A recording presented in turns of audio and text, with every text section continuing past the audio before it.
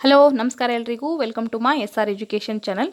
ಈ ದಿನ ನಾವು ಪ್ರಾಚೀನ ಭಾರತದ ಇತಿಹಾಸ ಎನಿಸಿಯಂಟ್ ಇಂಡಿಯನ್ ಹಿಸ್ಟ್ರಿ ಒಂದು ವಿಭಾಗದಲ್ಲಿ 6, 8 ಮತ್ತು 12ನೇ ತರಗತಿಯ DSCRT ಪಠ್ಯಪುಸ್ತಕ ಅಂದರೆ ಪರಿಷ್ಕೃತ ಪಠ್ಯಪುಸ್ತಕಕ್ಕೆ ಸಂಬಂಧಪಟ್ಟಂತಹ ಸಮಾಜ ವಿಜ್ಞಾನ ಮತ್ತು ಇತಿಹಾಸ ವಿಷಯಕ್ಕೆ ಸಂಬಂಧಪಟ್ಟಂತಹ ಕೆಲವೊಂದಿಷ್ಟು ಇಂಪಾರ್ಟೆಂಟ್ ಆಗಿರುವಂತಹ ಮಾಹಿತಿಗಳನ್ನು ಈ ದಿನ ನಾವು ನೋಡ್ತಾ ಇದ್ದೀವಿ. ಸ್ಪೆಷಲಿ ಮೌರ್ಯ ಸಾಮ್ರಾಜ್ಯಕ್ಕೆ ಸಂಬಂಧಪಟ್ಟಂತಹ ಮಾಹಿತಿ ಇದು ಅಧ್ಯಾಯ 1 ಆಗಿರ್ತದೆ. ಓಕೆ, ಮುಂಬರುವಂತಹ ಒಂದು ಕ್ಲಾಸಸ್ಸಲ್ಲಿ ಕೂಡ ಅಭ್ಯಾಸ ಮಾಡೋಣ. ಓಕೆ, ಇದು ಮೊದಲನೇ ಕ್ಲಾಸ್ ಆಗಿರ್ತದೆ. ಅಧ್ಯಾಯ 1 ಮೌರ್ಯ ಸಾಮ್ರಾಜ್ಯ. ಓಕೆ, ಮೌರ್ಯ ಸಾಮ್ರಾಜ್ಯಕ್ಕೆ ಸಂಬಂಧಪಟ್ಟಂತಹ ಇಂಪಾರ್ಟೆಂಟ್ ಆಗಿರುವಂತಹ ಪ್ರಶ್ನೋತ್ತರಗಳನ್ನು ನಾವು ಈ ದಿನದ ಒಂದು ಕ್ಲಾಸಲ್ಲಿ ಅಭ್ಯಾಸ ಮಾಡೋಣ. ಓಕೆ, ಬಹಳ ಇಂಪಾರ್ಟೆಂಟು. ಯಾಕಪ್ಪ ಅಂತಂದರೆ ಮುಂಬರುವಂತಹ TET ಪರೀಕ್ಷೆಗೆ ಮತ್ತು ಒನ್ ಡೇ ಎಕ್ಸಾಮ್ಸ್ಗಳಲ್ಲಿಯೂ ಕೂಡ ಕೇಳಾದಂತಹ ಮಹತ್ವಪೂರ್ಣವಾದಂತಹ ಮಾಹಿತಿಯನ್ನು ನಾನು ಈ ದಿನ ತೊಗೊಂಬಂದಿರೋದು. ಓಕೆ, ಪ್ರತಿಯೊಂದು ಕೂಡ ಇಂಪಾರ್ಟೆಂಟ್ ಇದೆ. ಎಲ್ಲವನ್ನು ಕೂಡ ನೋಟ್ಸ್ ಮಾಡಿಕೊಂಡು ಅಭ್ಯಾಸ ಮಾಡಿಕೊಂಡು ನಿಮ್ಮ ಒಂದು ಪರೀಕ್ಷೆಗೆ ತಯಾರಿ ಮಾಡ್ಕೊಳ್ಳಿ ಅಂತ ಹೇಳ್ತಾ, ಇನ್ನು ನಮ್ಮ ಚಾನಲ್ಗೆ ಯಾರು ಸಬ್ಸ್ಕ್ರೈಬ್ ಮಾಡ್ಕೊಂಡಿಲ್ಲ ಸಬ್ಸ್ಕ್ರೈಬ್ ಮಾಡ್ಕೊಳ್ಳಿ, ಮತ್ತು ನಮಗೆ ಸಪೋರ್ಟ್ ಮಾಡ್ತಾ ಇರಿ ಅಂತ ಹೇಳ್ತಾ ವಿಡಿಯೋ ಪ್ರಾರಂಭ ಮಾಡೋಣ. ಓಕೆ, ಹಾಗಾದರೆ ಬನ್ನಿ ಮೊದಲೇ ಪ್ರಶ್ನೆ ಯಾವ ರೀತಿ ಇದೆ ಅಂತ ನೋಡೋಣ. ಓಕೆ, ಪ್ರಶ್ನೆ ಸಂಖ್ಯೆ 1 ಯಾವ ರೀತಿ ಇದೆ ಅಂತ ನೋಡೋಣ. ಭಾರತದ ಮೊದಲ ಮಹಾನ್ ಸಾಮ್ರಾಜ್ಯ ಯಾವುದು? ಯಾವ ಸಾಮ್ರಾಜ್ಯ? ಭಾಳ ಸತಿ ಹಳೆ ಪ್ರಶ್ನೆ ಪತ್ರಿಕೆಯನ್ನು ತೆಗೆದು ನೋಡಬಹುದು. ಈ ಕ್ವಶನ್ ಭಾಳ ಸತಿ ಕೇಳಾಗಿದೆ. ಓಕೆ, ನೋಡೋಣ. ಮೌರ್ಯ ಸಾಮ್ರಾಜ್ಯ, ಗುಪ್ತ ಸಾಮ್ರಾಜ್ಯ, ಶಾತವಾಹನರು, ಗಂಗರ ಸಾಮ್ರಾಜ್ಯ ಅಂತ ಇದೆ. ಈ ಪ್ರಶ್ನೆಗೆ ಸರಿಯಾದಂಥ ಉತ್ತರ ಆಪ್ಷನ್ 1 ಆಗುತ್ತೆ, ಮೌರ್ಯ ಸಾಮ್ರಾಜ್ಯ. ಭಾರತದ ಮೊಟ್ಟ ಮೊದಲ ಸಾಮ್ರಾಜ್ಯ ಅಂತಲೂ ಕೂಡ ಕ್ವಶನ್ಸ್ ಆಗಿದೆ, ಹಾಗಾಗಿ ನೆನಪಲ್ಲಿಟ್ಕೊಳ್ಳೋಕೆ ಸಾಧ್ಯ ಆಗಿರಬೇಕು. ಭಾರತದ ಮೊಟ್ಟ ಮೊದಲ ಮಹಾನ್ ಸಾಮ್ರಾಜ್ಯ ಯಾವುದು ಅಂತಂದರೆ ಮೌರ್ಯ ಸಾಮ್ರಾಜ್ಯ. ಓಕೆ, ನೆಕ್ಸ್ಟ್ ನೋಡೋಣ ಮುಂದಿನ ಪ್ರಶ್ನೆ.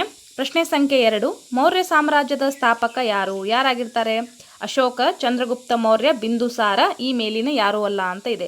ಅಫ್ಕೋರ್ಸ್ ಎಲ್ರಿಗೂ ಕೂಡ ಗೊತ್ತಿರುವಂಥದ್ದು ಚಂದ್ರಗುಪ್ತ ಮೌರ್ಯ. ಓಕೆ, ಪ್ರಶ್ನೆ ಸಂಖ್ಯೆ 3, ಮೌರ್ಯ ಸಾಮ್ರಾಜ್ಯದ ರಾಜಧಾನಿ ಯಾವುದು? ಯಾವುದಾಗಿತ್ತು? ತಕ್ಷಶಿಲಾ, ಗಾಂಧಾರ, ಪಾಟಲಿಪುತ್ರ, ವಾರಣಾಸಿ ಅಂತ ಇದೆ. ಯಾವುದು? ಪಾಟಲಿಪುತ್ರ. ಓಕೆ, ಈಗಿನ ಪಾಟ್ನಾ, ಬಿಹಾರದ ರಾಜಧಾನಿ ಈಗಿನ ಪಾಟ್ನಾ, ಅವಾಗಿನ ಏನಾಗಿತ್ತಪ್ಪ ಅಂತಂದರೆ ಪಾಟಲಿಪುತ್ರ ಆಗಿತ್ತು. ತಕ್ಷಶಿಲೆಯ ರಾಜಧಾನಿಯಾಗಿತ್ತು ಪಾಟ್ನಾ, ಇದು ಪಾಟಲಿಪುತ್ರ, ಸಾರಿ. ನೆಕ್ಸ್ಟ್ ನೋಡಿ, ಪ್ರಶ್ನೆ ಸಂಖ್ಯೆ 4, ಯಾರ ಸಹಾಯದಿಂದ ಚಂದ್ರಗುಪ್ತ ಮೌರ್ಯನು ಮೌರ್ಯ ಸಾಮ್ರಾಜ್ಯವನ್ನು ಕಟ್ಟಿದನು? ಯಾರ ಸಹಾಯದಿಂದ? ಅರಿಷ್ಟನೇಮಿ, ಕೌಟಿಲ್ಯ ಅಥವಾ ಚಾಣಕ್ಯ, ಮೆಗಾಸ್ಥಾನಿಸ್, ಈ ಮೇಲಿನ ಯಾರೂ ಅಲ್ಲ ಅಂತ ಇದೆ. ಸರಿಯಾದಂತಹ ಉತ್ತರ ಯಾವುದು? ಕೌಟಿಲ್ಯ ಅಥವಾ ಚಾಣಕ್ಯ, ವಿಷ್ಣುಗುಪ್ತ ಅಂತಲೂ ಕೂಡ ಕರೀಲಾಗ್ತದೆ. ಓಕೆ, ಈತ ಏನು ಮಾಡಿದ್ನಪ್ಪ ಅಂತಂದರೆ ಚಂದ್ರಗುಪ್ತ ಮೌರ್ಯನಿಗೆ ತಕ್ಷಶಿಲೆಯ ಬ್ರಾಹ್ಮಣನಾದ ಯಾರಪ್ಪ ಅಂತಂದರೆ ಚಾಣಕ್ಯ ಚಂದ್ರಗುಪ್ತನನ್ನು ಏನು ಮಾಡಿದ್ನಪ್ಪ ಅಂದರೆ ಮೌರ್ಯ ಸಾಮ್ರಾಜ್ಯವನ್ನು ಸ್ಥಾಪಿಸುವಲ್ಲಿ ಆತನಿಗೆ ಅತಿ ಹೆಚ್ಚು ಸಹಾಯವನ್ನು ಮಾಡಿದ. ಅದೇ ರೀತಿಯಾಗಿ ಚಾಣಕ್ಯನ ಮಾರ್ಗದರ್ಶನದಡಿಯಲ್ಲಿ ಚಂದ್ರಗುಪ್ತನು ಒಂದು ಬಲಿಷ್ಠ ಸೈನ್ಯವನ್ನು ಕಟ್ಟಿಕೊಂಡು ಪಂಜಾಬಿನ ಸಣ್ಣ ರಾಜರುಗಳನ್ನು ಸೋಲಿಸಿ ಅದನ್ನೆಲ್ಲವನ್ನು ಕೂಡ ವಶಪಡಿಸ್ಕೊಂಡ. ಆನಂತರ ಮಗಧ ಸಾಮ್ರಾಜ್ಯದ ಮೇಲೆ ದಾಳಿ ಮಾಡಿ ನಂದರ ಒಂದು ಕೊನೆಯ ದೊರೆ ಯಾರಾಗಿರ್ತಾರಪ್ಪ ಅಂತಂದರೆ ಧನನಂದ ಆಗಿರ್ತಾನೆ. ಓಕೆ, ಆತನನ್ನು ಮತ್ತು ಆತನ ಕ್ರೂರ ಆಡಳಿತವನ್ನು ಕೊನೆಗಾಣಿಸಿ ಮೌರ್ಯ ಸಾಮ್ರಾಜ್ಯಕ್ಕೆ ಅಡಿಪಾಯ ಹಾಕಿದ್ರು. ಯಾರು? ಚಂದ್ರಗುಪ್ತ ಮೌರ್ಯ. ಅದರಲ್ಲಿ ಈ ವಂಶದ ಒಂದು ರಾಜಗುರು ಅಂತ ಕರೆಸ್ಕೊಂಡವ್ರು ಯಾರು ಅಂದರೆ ಚಾಣಕ್ಯ, ವಿಷ್ಣುಗುಪ್ತ ಮತ್ತು ಕೌಟಿಲ್ಯ. ಈ 3 ಹೆಸರಿರೋದು ಕೌಟಿಲ್ಯನಿಗೆ ಮಾತ್ರ. ಓಕೆ, ಹಾಗಾಗಿ ಈ ಪ್ರಶ್ನೆಗೆ ಸರಿಯಾದಂಥ ಉತ್ತರ ಆಪ್ಷನ್ 2 ಆಗುತ್ತೆ, ಕೌಟಿಲ್ಯ. ನೆಕ್ಸ್ಟ್ ನೋಡೋಣ ಮುಂದಿನ ಪ್ರಶ್ನೆ. ಪ್ರಶ್ನೆ ಸಂಖ್ಯೆ 5, ಭಾರತದಲ್ಲಿ ಮೊಟ್ಟ ಮೊದಲಿಗೆ ಸಾಮ್ರಾಜ್ಯ ಕಟ್ಟಿ ಐಕ್ಯತೆಯನ್ನು ಮೂಡಿಸಿದ ವಂಶ ಯಾವುದು? ಕೆಲವೊಂದಿಷ್ಟು ಪ್ರಶ್ನೆಗಳು ಬೇರೆ ಬೇರೆ ಎಕ್ಸಾಮ್ಸ್ಗಳಲ್ಲಿ ಎಲ್ಲ ಕೇಳಾದಂತಹ ಪ್ರಶ್ನೆಗಳನ್ನು ಕೂಡ ನಾನು ಇಲ್ಲಿ ತೊಗೊಂಬಂದಿರೋದು ಭಾಳ ಇಂಪಾರ್ಟೆಂಟ್ ಇದೆ. ಇದಿಷ್ಟು ಕೂಡ ನೀವು 1 ಟೈಮ್ 2 ಟೈಮ್ ರೀಡ್ ಮಾಡ್ಕೊಂಡ್ಬಿಟ್ರೆ ಮೌರ್ಯ ಸಾಮ್ರಾಜ್ಯ ಕಂಪ್ಲೀಟಾಗಿ ನಿಮಗೆ ಅಂಡರ್ಸ್ಟ್ಯಾಂಡ್ ಆಗುತ್ತೆ. ದೆನ್ ಯಾವ ಪ್ರಶ್ನೆ ಬಂದರೂ ಕೂಡ ನೀವು ಆನ್ಸರ್ ಕೊಡೋಕ್ಕೆ ಏಬಲ್ ಆಗ್ತೀರಿ. ಓಕೆ, ಭಾಳ ಇಂಪಾರ್ಟೆಂಟ್ ಇರುವಂತಹ ಪ್ರಶ್ನೋತ್ತರಗಳನ್ನು ನಾನಿಲ್ಲಿ ತೊಗೊಂಬಂದಿರೋದು. ನೋಡಿ, ಕ್ವಶನ್ ಏನಿತ್ತು? ಭಾರತದಲ್ಲಿ ಮೊಟ್ಟ ಮೊದಲಿಗೆ ಸಾಮ್ರಾಜ್ಯವನ್ನು ಕಟ್ಟಿ ಐಕ್ಯತೆಯನ್ನು ಮೂಡಿಸಿರುವಂತಹ ವಂಶ ಯಾವುದು? ಕುಶಾಣರು, ಗುಪ್ತರು, ಶಾತವಾಹನರು, ಮೌರ್ಯರು ಅಂತಿದೆ. ಯಾವುದಾಗಿತ್ತು? ಮೌರ್ಯ ಸಾಮ್ರಾಜ್ಯ. ಓಕೆ, ನೆಕ್ಸ್ಟ್ ನೋಡೋಣ ಮುಂದಿನ ಪ್ರಶ್ನೆ. ಪ್ರಶ್ನೆ ಸಂಖ್ಯೆ 6, ಗ್ರೀಕ್ ಅರಸನಾದ ಸೆಲ್ಯೂಕಸ್ನನ್ನು ಸೋಲಿಸಿ ಆತನ ಮಗಳನ್ನು ವಿವಾಹವಾದ ಮೌರ್ಯರ ರಾಜ ಯಾರು? ಯಾರಾಗಿದ್ರು? ಚಂದ್ರಗುಪ್ತ ಮೌರ್ಯ, ಸಮುದ್ರಗುಪ್ತ, ಅಶೋಕ, ಬಿಂದುಸಾರ. ಓಕೆ, ಯಾರಾಗಿದ್ರು? ಚಂದ್ರಗುಪ್ತ ಮೌರ್ಯ. ಚಂದ್ರಗುಪ್ತ ಮೌರ್ಯ ಏನು ಮಾಡಿರ್ತಾನಪ್ಪ ಅಂತಂದರೆ ಗ್ರೀಕರ ರಾಜ ಆದಂತಹ ಸೆಲ್ಯೂಕಸ್ನನ್ನು ಸೋಲಿಸಿ ಆತನ ಮಗಳಾದಂತಹ ಹೆಲ್ನಳೊಂದಿಗೆ ವಿವಾಹವಾಗಿರ್ತಾನೆ. ಓಕೆ, ಯಾರು? ಚಂದ್ರಗುಪ್ತ ಮೌರ್ಯ. ಈ ಒಂದು ಪ್ರಶ್ನೆಗೆ ಸಂಬಂಧಪಟ್ಟಂಥ ಸ್ವಲ್ಪ ಮಾಹಿತಿಯನ್ನು ಕೂಡ ನೋಡ್ಕೊಳ್ಳೋಣ. ಓಕೆ, ಇಂಪಾರ್ಟೆಂಟ್ ಇದೆ, ಅದಕ್ಕೋಸ್ಕರ ತೊಗೊಂಬಂದಿರೋದು. ಸೆಲ್ಯೂಕಸನು ಚಂದ್ರಗುಪ್ತನಿಗೆ ತನ್ನ ಮಗಳನ್ನು ಕೊಟ್ಟು ಮದುವೆ ಮಾಡಿದನು. ಓಕೆ, ಸೆಲ್ಯೂಕಸ್ ಯಾರಾಗಿರ್ತಾರಪ್ಪ ಅಂತಂದರೆ ಮೆಸಿಡೋನಿಯಾದ ರಾಜ ಆಗಿರುವಂತಹ ಅಲೆಕ್ಸಾಂಡರನ ಸೇನಾಧಿಕಾರಿ ಆಗಿರ್ತಾನೆ. ಓಕೆ, ನೆನಪಲ್ಲಿಟ್ಕೊಳ್ಳೋಕೆ ಸಾಧ್ಯ ಆಗಿರಬೇಕು. ನೋಡ್ರಿ, ಸೆಲ್ಯೂಕಸ್ ಚಂದ್ರಗುಪ್ತನಿಗೆ ತನ್ನ ಮಗಳನ್ನು ಕೊಟ್ಟು ಮದುವೆ ಮಾಡಿದನು. ಇದಕ್ಕೆ ಪ್ರತಿಯಾಗಿ ಚಂದ್ರಗುಪ್ತ ಮೌರ್ಯನು 500 ಆನೆಗಳನ್ನು ಕೊಟ್ಟು ಈ ಮಾಹಿತಿ ಕೂಡ ಹೇಳಿಕೆ ರೂಪದಲ್ಲಿ ಬಂದಿದೆ, ಅದಕ್ಕೋಸ್ಕರ. ಓಕೆ, ಪ್ರತಿಯಾಗಿ ಚಂದ್ರಗುಪ್ತ ಮೌರ್ಯನು ಏನು ಕೊಟ್ಟ? ಸೆಲ್ಯೂಕಸನಿಗೆ 500 ಆನೆಗಳನ್ನು ಪ್ರತಿಯಾಗಿ ಕೊಟ್ಟನು. ಸೆಲ್ಯೂಕಸನು ಚಂದ್ರಗುಪ್ತನ ಆಸ್ಥಾನಕ್ಕೆ ಮೆಗಾಸ್ತನೀಸ್ ಎಂಬ ರಾಯಭಾರಿಯನ್ನು ಕಳುಹಿಸಿದನು. ಓಕೆ, ಮೆಗಾಸ್ತನೀಸನ್ನು ರಾಯಭಾರಿಯಾಗಿ ಕಳಿಸಿರುವಂತಹದವ್ರು ಯಾರಾಗಿರ್ತಾರ? ಸೆಲ್ಯೂಕಸ್ ಆಗಿರ್ತಾನೆ. ಓಕೆ, ಸೆಲ್ಯೂಕಸ್ ಏನು ಮಾಡಿರ್ತಾನಪ್ಪ ಅಂದರೆ ಮೆಗಾಸ್ತನೀಸನ ರಾಯಭಾರಿಯನ್ನಾಗಿ ಮಾಡಿ ಚಂದ್ರಗುಪ್ತನ ಒಂದು ಆಸ್ಥಾನಕ್ಕೆ ಕಳಿಸಿರ್ತಾನ. ಓಕೆ, ಅಂದರೆ ಮೆಗಾಸ್ತನೀಸ್ ಏನು ಮಾಡಿದ್ನಪ್ಪ ಅಂತಂದರೆ ಚಂದ್ರಗುಪ್ತನ ಆಸ್ಥಾನದಲ್ಲಿ ಬಂದು ಇಂಡಿಕಾ ಎಂಬ ಒಂದು ಕೃತಿಯನ್ನು ಬರೆದು ಅದರಲ್ಲಿ ಆತನ ಅನುಭವಗಳನ್ನು ಮತ್ತು ಮೌರ್ಯ ಸಾಮ್ರಾಜ್ಯದ ಬಗ್ಗೆ ಸಂಪೂರ್ಣ ಮಾಹಿತಿಯನ್ನು ಈ ಒಂದು ಇಂಡಿಕಾ ಕೃತಿಯಲ್ಲಿ ದಾಖಲಿಸಿರ್ತಾನೆ. ಓಕೆ, ಚಂದ್ರಗುಪ್ತ ಮೌರ್ಯ ಜೈನ ಧರ್ಮವನ್ನು ತನ್ನ ಕೊನೆಗಾಲದಲ್ಲಿ ಸ್ವೀಕರಿಸ್ತಾನೆ. ಓಕೆ, ಅದ್ರ ಬಗ್ಗೆಯೂ ಕೂಡ ನೆಕ್ಸ್ಟ್ ಕ್ವಶನ್ಸ್ ಇದ್ದಾವೆ, ನೋಡೋಣ. ನೆಕ್ಸ್ಟ್ ಮುಂದಿನ ಪ್ರಶ್ನೆ, ಪುಷ್ಯಗುಪ್ತನು ಗುಜರಾತಿನ ಖಾತೆವಾಡದಲ್ಲಿ ಸುದರ್ಶನ ಕೆರೆ ನಿರ್ಮಾಣ ಮಾಡಿಸಿದನೆಂದು ಯಾವ ಶಾಸನದಿಂದ ತಿಳಿದು ಬರುತ್ತದೆ? ಇದು ಕೂಡ ಮೇ ಬಿ FD ಎಕ್ಸಾಮಲ್ಲಿ ಕ್ವಶನ್ ಆಗಿತ್ತು. ಓಕೆ, ಹಾಗಾಗಿ ತಗೊಂಬಂದಿರೋದಿಲ್ಲಿ ಪುಷ್ಯಗುಪ್ತನು ಗುಜರಾತಿನ ಖಾತೆವಾಡದಲ್ಲಿ ಸುದರ್ಶನ ಕೆರೆ ನಿರ್ಮಾಣ ಮಾಡಿಸಿದನೆಂದು ಯಾವ ಶಾಸನದಿಂದ ತಿಳಿದು ಬರುತ್ತದೆ? ನಾಸಿಕ್ ಶಾಸನ, ಮಸ್ಕಿ ಶಾಸನ, ಗಿರನಾರ ಶಾಸನ, ಈ ಮೇಲಿನ ಎಲ್ಲವೂ ಅಂತ ಇದೆ. ಇದು ಯಾವ ಶಾಸನದಲ್ಲಿ ಕಂಡು ಬರ್ತದಪ್ಪ ಅಂತಂದರೆ ಗಿರಿನಾರ ಶಾಸನ. ಗಿರಿನಾರ ಶಾಸನದಲ್ಲಿ ಏನಂತ ಮಾಹಿತಿ ಇದೆ? ಪುಷ್ಯಗುಪ್ತ ಯಾರ ಸೋದರನಾಗಿರ್ತಾನಂದ್ರೆ ಗೊತ್ತಿದೆ ಅಲ್ವಾ? ಚಂದ್ರಗುಪ್ತ ಮೌರ್ಯನ ಸೋದರನಾಗಿರ್ತಾನೆ. ಓಕೆ, ಚಂದ್ರಗುಪ್ತ ಮೌರ್ಯ ಏನು ಮಾಡಿರ್ತಾನಪ್ಪ ಅಂದರೆ ಪುಷ್ಯಗುಪ್ತನಿಗೆ ಸೌರಾಷ್ಟ್ರ ಅಥವಾ ಗುಜರಾತಿನ ಖಾತೆವಾಡದ ಮೇಲೆ ಏನು ಮಾಡಿರ್ತಾನಪ್ಪ ಅಂತಂದರೆ ಆತನಿಗೆ ಅಧಿಕಾರವನ್ನು ಕೊಟ್ಟು ಅಲ್ಲಿ ಕಳಿಸಿರ್ತಾನೆ. ಆವಾಗ ಪುಷ್ಯಗುಪ್ತ ಏನು ಮಾಡ್ತಾನಪ್ಪ ಅಂತಂದರೆ ಈ ಸುದರ್ಶನ ಕೆರೆ ಅಂತ ಒಂದು ಕೆರೆಯನ್ನು ನಿರ್ಮಾಣ ಮಾಡಿ ಅಲ್ಲಿ ಹಲವಾರು ಜನರಿಗೆ ಸಹಾಯವಾಗುವಂಥ ಒಂದು ಕಾರ್ಯವನ್ನು ಮಾಡ್ತಾನೆ. ಅದಕ್ಕೋಸ್ಕರ ಆ ಒಂದು ಮಾಹಿತಿ ಯಾವ ಒಂದು ಶಾಸನದಲ್ಲಿದೆ ಅಂದರೆ ಗಿರನಾರ ಶಾಸನದಲ್ಲಿ ಈ ಮಾಹಿತಿ ಕಂಡು ಬರ್ತದೆ. ಓಕೆ, ಸುದರ್ಶನ ಕೆರೆಯನ್ನು ನಿರ್ಮಾಣ ಮಾಡಿದಂತಹ ರಾಜ ಯಾರು ಅಂತ ಕ್ವಶನ್ ಬಂದಿದೆ, ನೆನಪಿಟ್ಟುಕೋರಿ, ಪುಷ್ಯಗುಪ್ತ. ಓಕೆ, ಇದ್ರ ಬಗ್ಗೆ ಮಾಹಿತಿ ಸಿಗೋದು ಗಿರ್ನಾರ ಶಾಸನದಲ್ಲಿ. ನೆಕ್ಸ್ಟ್ ನೋಡಿ ಮುಂದಿನ ಪ್ರಶ್ನೆ ಯಾವ ರೀತಿ ಇದೆ ಅಂತ. ತನ್ನ ಕೊನೆಯ ದಿನಗಳಲ್ಲಿ ಸಿಂಹಾಸನ ತ್ಯಜಿಸಿ ತನ್ನ ಧಾರ್ಮಿಕ ಗುರುವಾದ ಭದ್ರಬಾಹುವಿನೊಂದಿಗೆ ಶ್ರವಣಬೆಳಗೊಳಕ್ಕೆ ಆಗಮಿಸಿ ಸಲ್ಲೇಖನ ವ್ರತವನ್ನು ಕೈಗೊಂಡು ಮರಣ ಹೊಂದಿದಂತಹ ರಾಜ ಯಾರು ಅಂತ ಇದೆ. ಓಕೆ, ಯಾರಾಗಿದ್ರು? ಅಶೋಕ, ಬಿಂದುಸಾರ, ಚಂದ್ರಗುಪ್ತ, ಸಮುದ್ರಗುಪ್ತ. ಈ ರಾಜ ಯಾರಾಗಿರ್ತಾರಪ್ಪ ಅಂತಂದ್ರೆ Chandragupta Maurya. Okay, option 3 is a right answer. ನೋಡ್ರಿ, ಚಂದ್ರಗುಪ್ತ ಮೌರ್ಯ ತನ್ನ ಕೊನೆಯ ದಿನಮಾನಗಳಲ್ಲಿ ಜೈನ ಧರ್ಮವನ್ನು ಸ್ವೀಕರಿಸ್ತಾನ. ಅದೇ ರೀತಿಯಾಗಿ ಉತ್ತರ ಭಾರತದಲ್ಲಿ ಬರಗಾಲ ಉಂಟಾಗಿರ್ತದೆ. ಕ್ಷಾಮದ ಒಂದು ಪರಿಣಾಮದಿಂದಾಗಿ ಬರಗಾಲ ಉಂಟಾಗಿ ಹಲವಾರು ರೋಗ ರುಜಿನಗಳು ಪ್ರಾರಂಭ ಆಗ್ತಾವು. ಅದಕ್ಕೋಸ್ಕರ ಅದನ್ನೆಲ್ಲವನ್ನು ಕೂಡ ಕಂಡು ಬೇಸತ್ತ ಚಂದ್ರಗುಪ್ತ ಮೌರ್ಯ ಏನು ಮಾಡಿರ್ತಾನಪ್ಪ ಅಂತಂದ್ರೆ ಜೈನ ಧರ್ಮವನ್ನು ಸ್ವೀಕರಿಸಿ ತನ್ನ ಒಂದು ಜೈನ ಧರ್ಮದ ಗುರುವಾದಂತಹ ಯಾರು? ಭದ್ರಬಾಹುವಿನೊಂದಿಗೆ. ಓಕೆ, ಇದು ಕೂಡ ಕ್ವಶನ್ ಆಗಿದೆ. ಯಾರು ಗುರು ಆಗಿರ್ತಾರ? ಭದ್ರಬಾಹು. ಆ ಭದ್ರಬಾಹುವಿನೊಂದಿಗೆ ಏನು ಮಾಡಿರ್ತಾರಪ್ಪ ಅಂತಂದ್ರೆ ನಮ್ಮ ಕರ್ನಾಟಕದ ಶ್ರವಣಬೆಳಗೊಳಕ್ಕೆ ಬಂದು ಅಲ್ಲೇ ಸಲ್ಲೇಖನ ವ್ರತವನ್ನು ಆಚರಿಸಿ ತನ್ನ ದೇಹವನ್ನು ತ್ಯಾಗ ಮಾಡ್ತಾರೆ, ಮರಣವನ್ನು ಹೊಂದಿರ್ತಾರೆ. ಯಾರು? ಚಂದ್ರಗುಪ್ತ ಮೌರ್ಯ. ನೆಕ್ಸ್ಟ್ ನೋಡೋಣ ಮುಂದಿನ ಪ್ರಶ್ನೆ. ಪ್ರಶ್ನೆ ಸಂಖ್ಯೆ 9. ಶ್ರವಣಬೆಳಗೊಳದ ಹತ್ತಿರ ಚಂದ್ರಗಿರಿಯಲ್ಲಿ ಚಂದ್ರಗುಪ್ತ ಬಸದಿಯನ್ನು ನಿರ್ಮಿಸಿದವರು ಯಾರು? ಇದು ಕೂಡ ಕ್ವಶನ್ ಆಗಿದೆ ಅಲ್ವಾ? ಯಾರಾಗಿರ್ತಾರೆ? ಕನಿಷ್ಕ, ಅಶೋಕ, ಚಂದ್ರಗುಪ್ತ ಮೌರ್ಯ, ಬಿಂದುಸಾರ. ಗೊತ್ತಿದೆ ಯಾರು? ಚಂದ್ರಗುಪ್ತ ಮೌರ್ಯ. ಓಕೆ, ಅವರೇ ಏನು ಮಾಡಿರ್ತಾರಪ್ಪ? ಚಂದ್ರಗುಪ್ತ ಮೌರ್ಯರೇ ಏನು ಮಾಡಿರ್ತಾರೆ ಅಂದರೆ ಚಂದ್ರಗಿರಿಯಲ್ಲಿ ಚಂದ್ರಗುಪ್ತ ಬಸದಿಯನ್ನು ನಿರ್ಮಾಣ ಮಾಡಿರ್ತಾರೆ. ನೆಕ್ಸ್ಟ್ ನೋಡೋಣ ಮುಂದಿನ ಪ್ರಶ್ನೆ. ಪ್ರಶ್ನೆ ಸಂಖ್ಯೆ 10. ಮೌರ್ಯ ಸಾಮ್ರಾಜ್ಯದಲ್ಲಿ ಅತ್ಯಂತ ಶಾಂತಿಪ್ರಿಯ ಅರಸ ಎಂದು ಯಾರನ್ನು ಕರೀತಾರೆ? ನೋಡೋಣ. ಬಿಂದುಸಾರ, ಚಂದ್ರಗುಪ್ತ, ಅಶೋಕ, ಈ ಮೇಲಿನ ಎಲ್ಲರೂ ಅಂತ ಇದೆ. Option 1 is a right answer, Bindusara. Bindusara ಏನಾಗಿದ್ನಪ್ಪ ಅಂತಾರೆ ಅತ್ಯಂತ ಶಾಂತಿಪ್ರಿಯನಾದಂತಹ ಅರಸನಾಗಿದ್ದ. ಯಾವ ಒಂದು ಸಾಮ್ರಾಜ್ಯದಲ್ಲಿ? ಮೌರ್ಯ ಸಾಮ್ರಾಜ್ಯದಲ್ಲಿ. ನೆಕ್ಸ್ಟ್ ನೋಡಿ, ಇತಿಹಾಸಕಾರರು ಯಾರನ್ನು ಅಮಿತ್ರಘಾತ, ಶತ್ರುನಾಶಕ ಎಂದು ಕರೆದಿದ್ದಾರೆ? ಬಿಂದುಸಾರ, ಅಶೋಕ, ಚಂದ್ರಗುಪ್ತ, ಈ ಮೇಲಿನ ಯಾರೂ ಅಲ್ಲ. ಯಾರನ್ನು ಕರೆದಿದ್ದಾರೆ? ಬಿಂದುಸಾರನಿಗೆ ಕರೆದಿದ್ದಾರೆ. ಯಾಕಪ್ಪ ಅಂತಂದರೆ ಈತ ಏನು ಮಾಡ್ತಿದ್ದ? ಯಾರೊಂದಿಗೂ ಕೂಡ ಶತ್ರುತ್ವವನ್ನು ಬೆಳೆಸೋಕ್ಕೆ ಹೋಗಲಿಲ್ಲ. ಶಾಂತಿಪ್ರಿಯ ಅರಸನಾಗಿದ್ದರಿಂದ ಎಲ್ಲರೊಂದಿಗೂ ಕೂಡ ಸ್ನೇಹ ಬಾಂಧವ್ಯದಿಂದ ಇರುವಂತಹ ಒಂದು ಗುಣವನ್ನು ಹೊಂದಿದ್ರಿಂದ ಈತನಿಗೆ ಶತ್ರುನಾಶಕ ಅಥವಾ ಅಮಿತ್ರಘಾತ ಎಂಬ ಬಿರುದನ್ನು ಹೊಂದಿದ್ದ.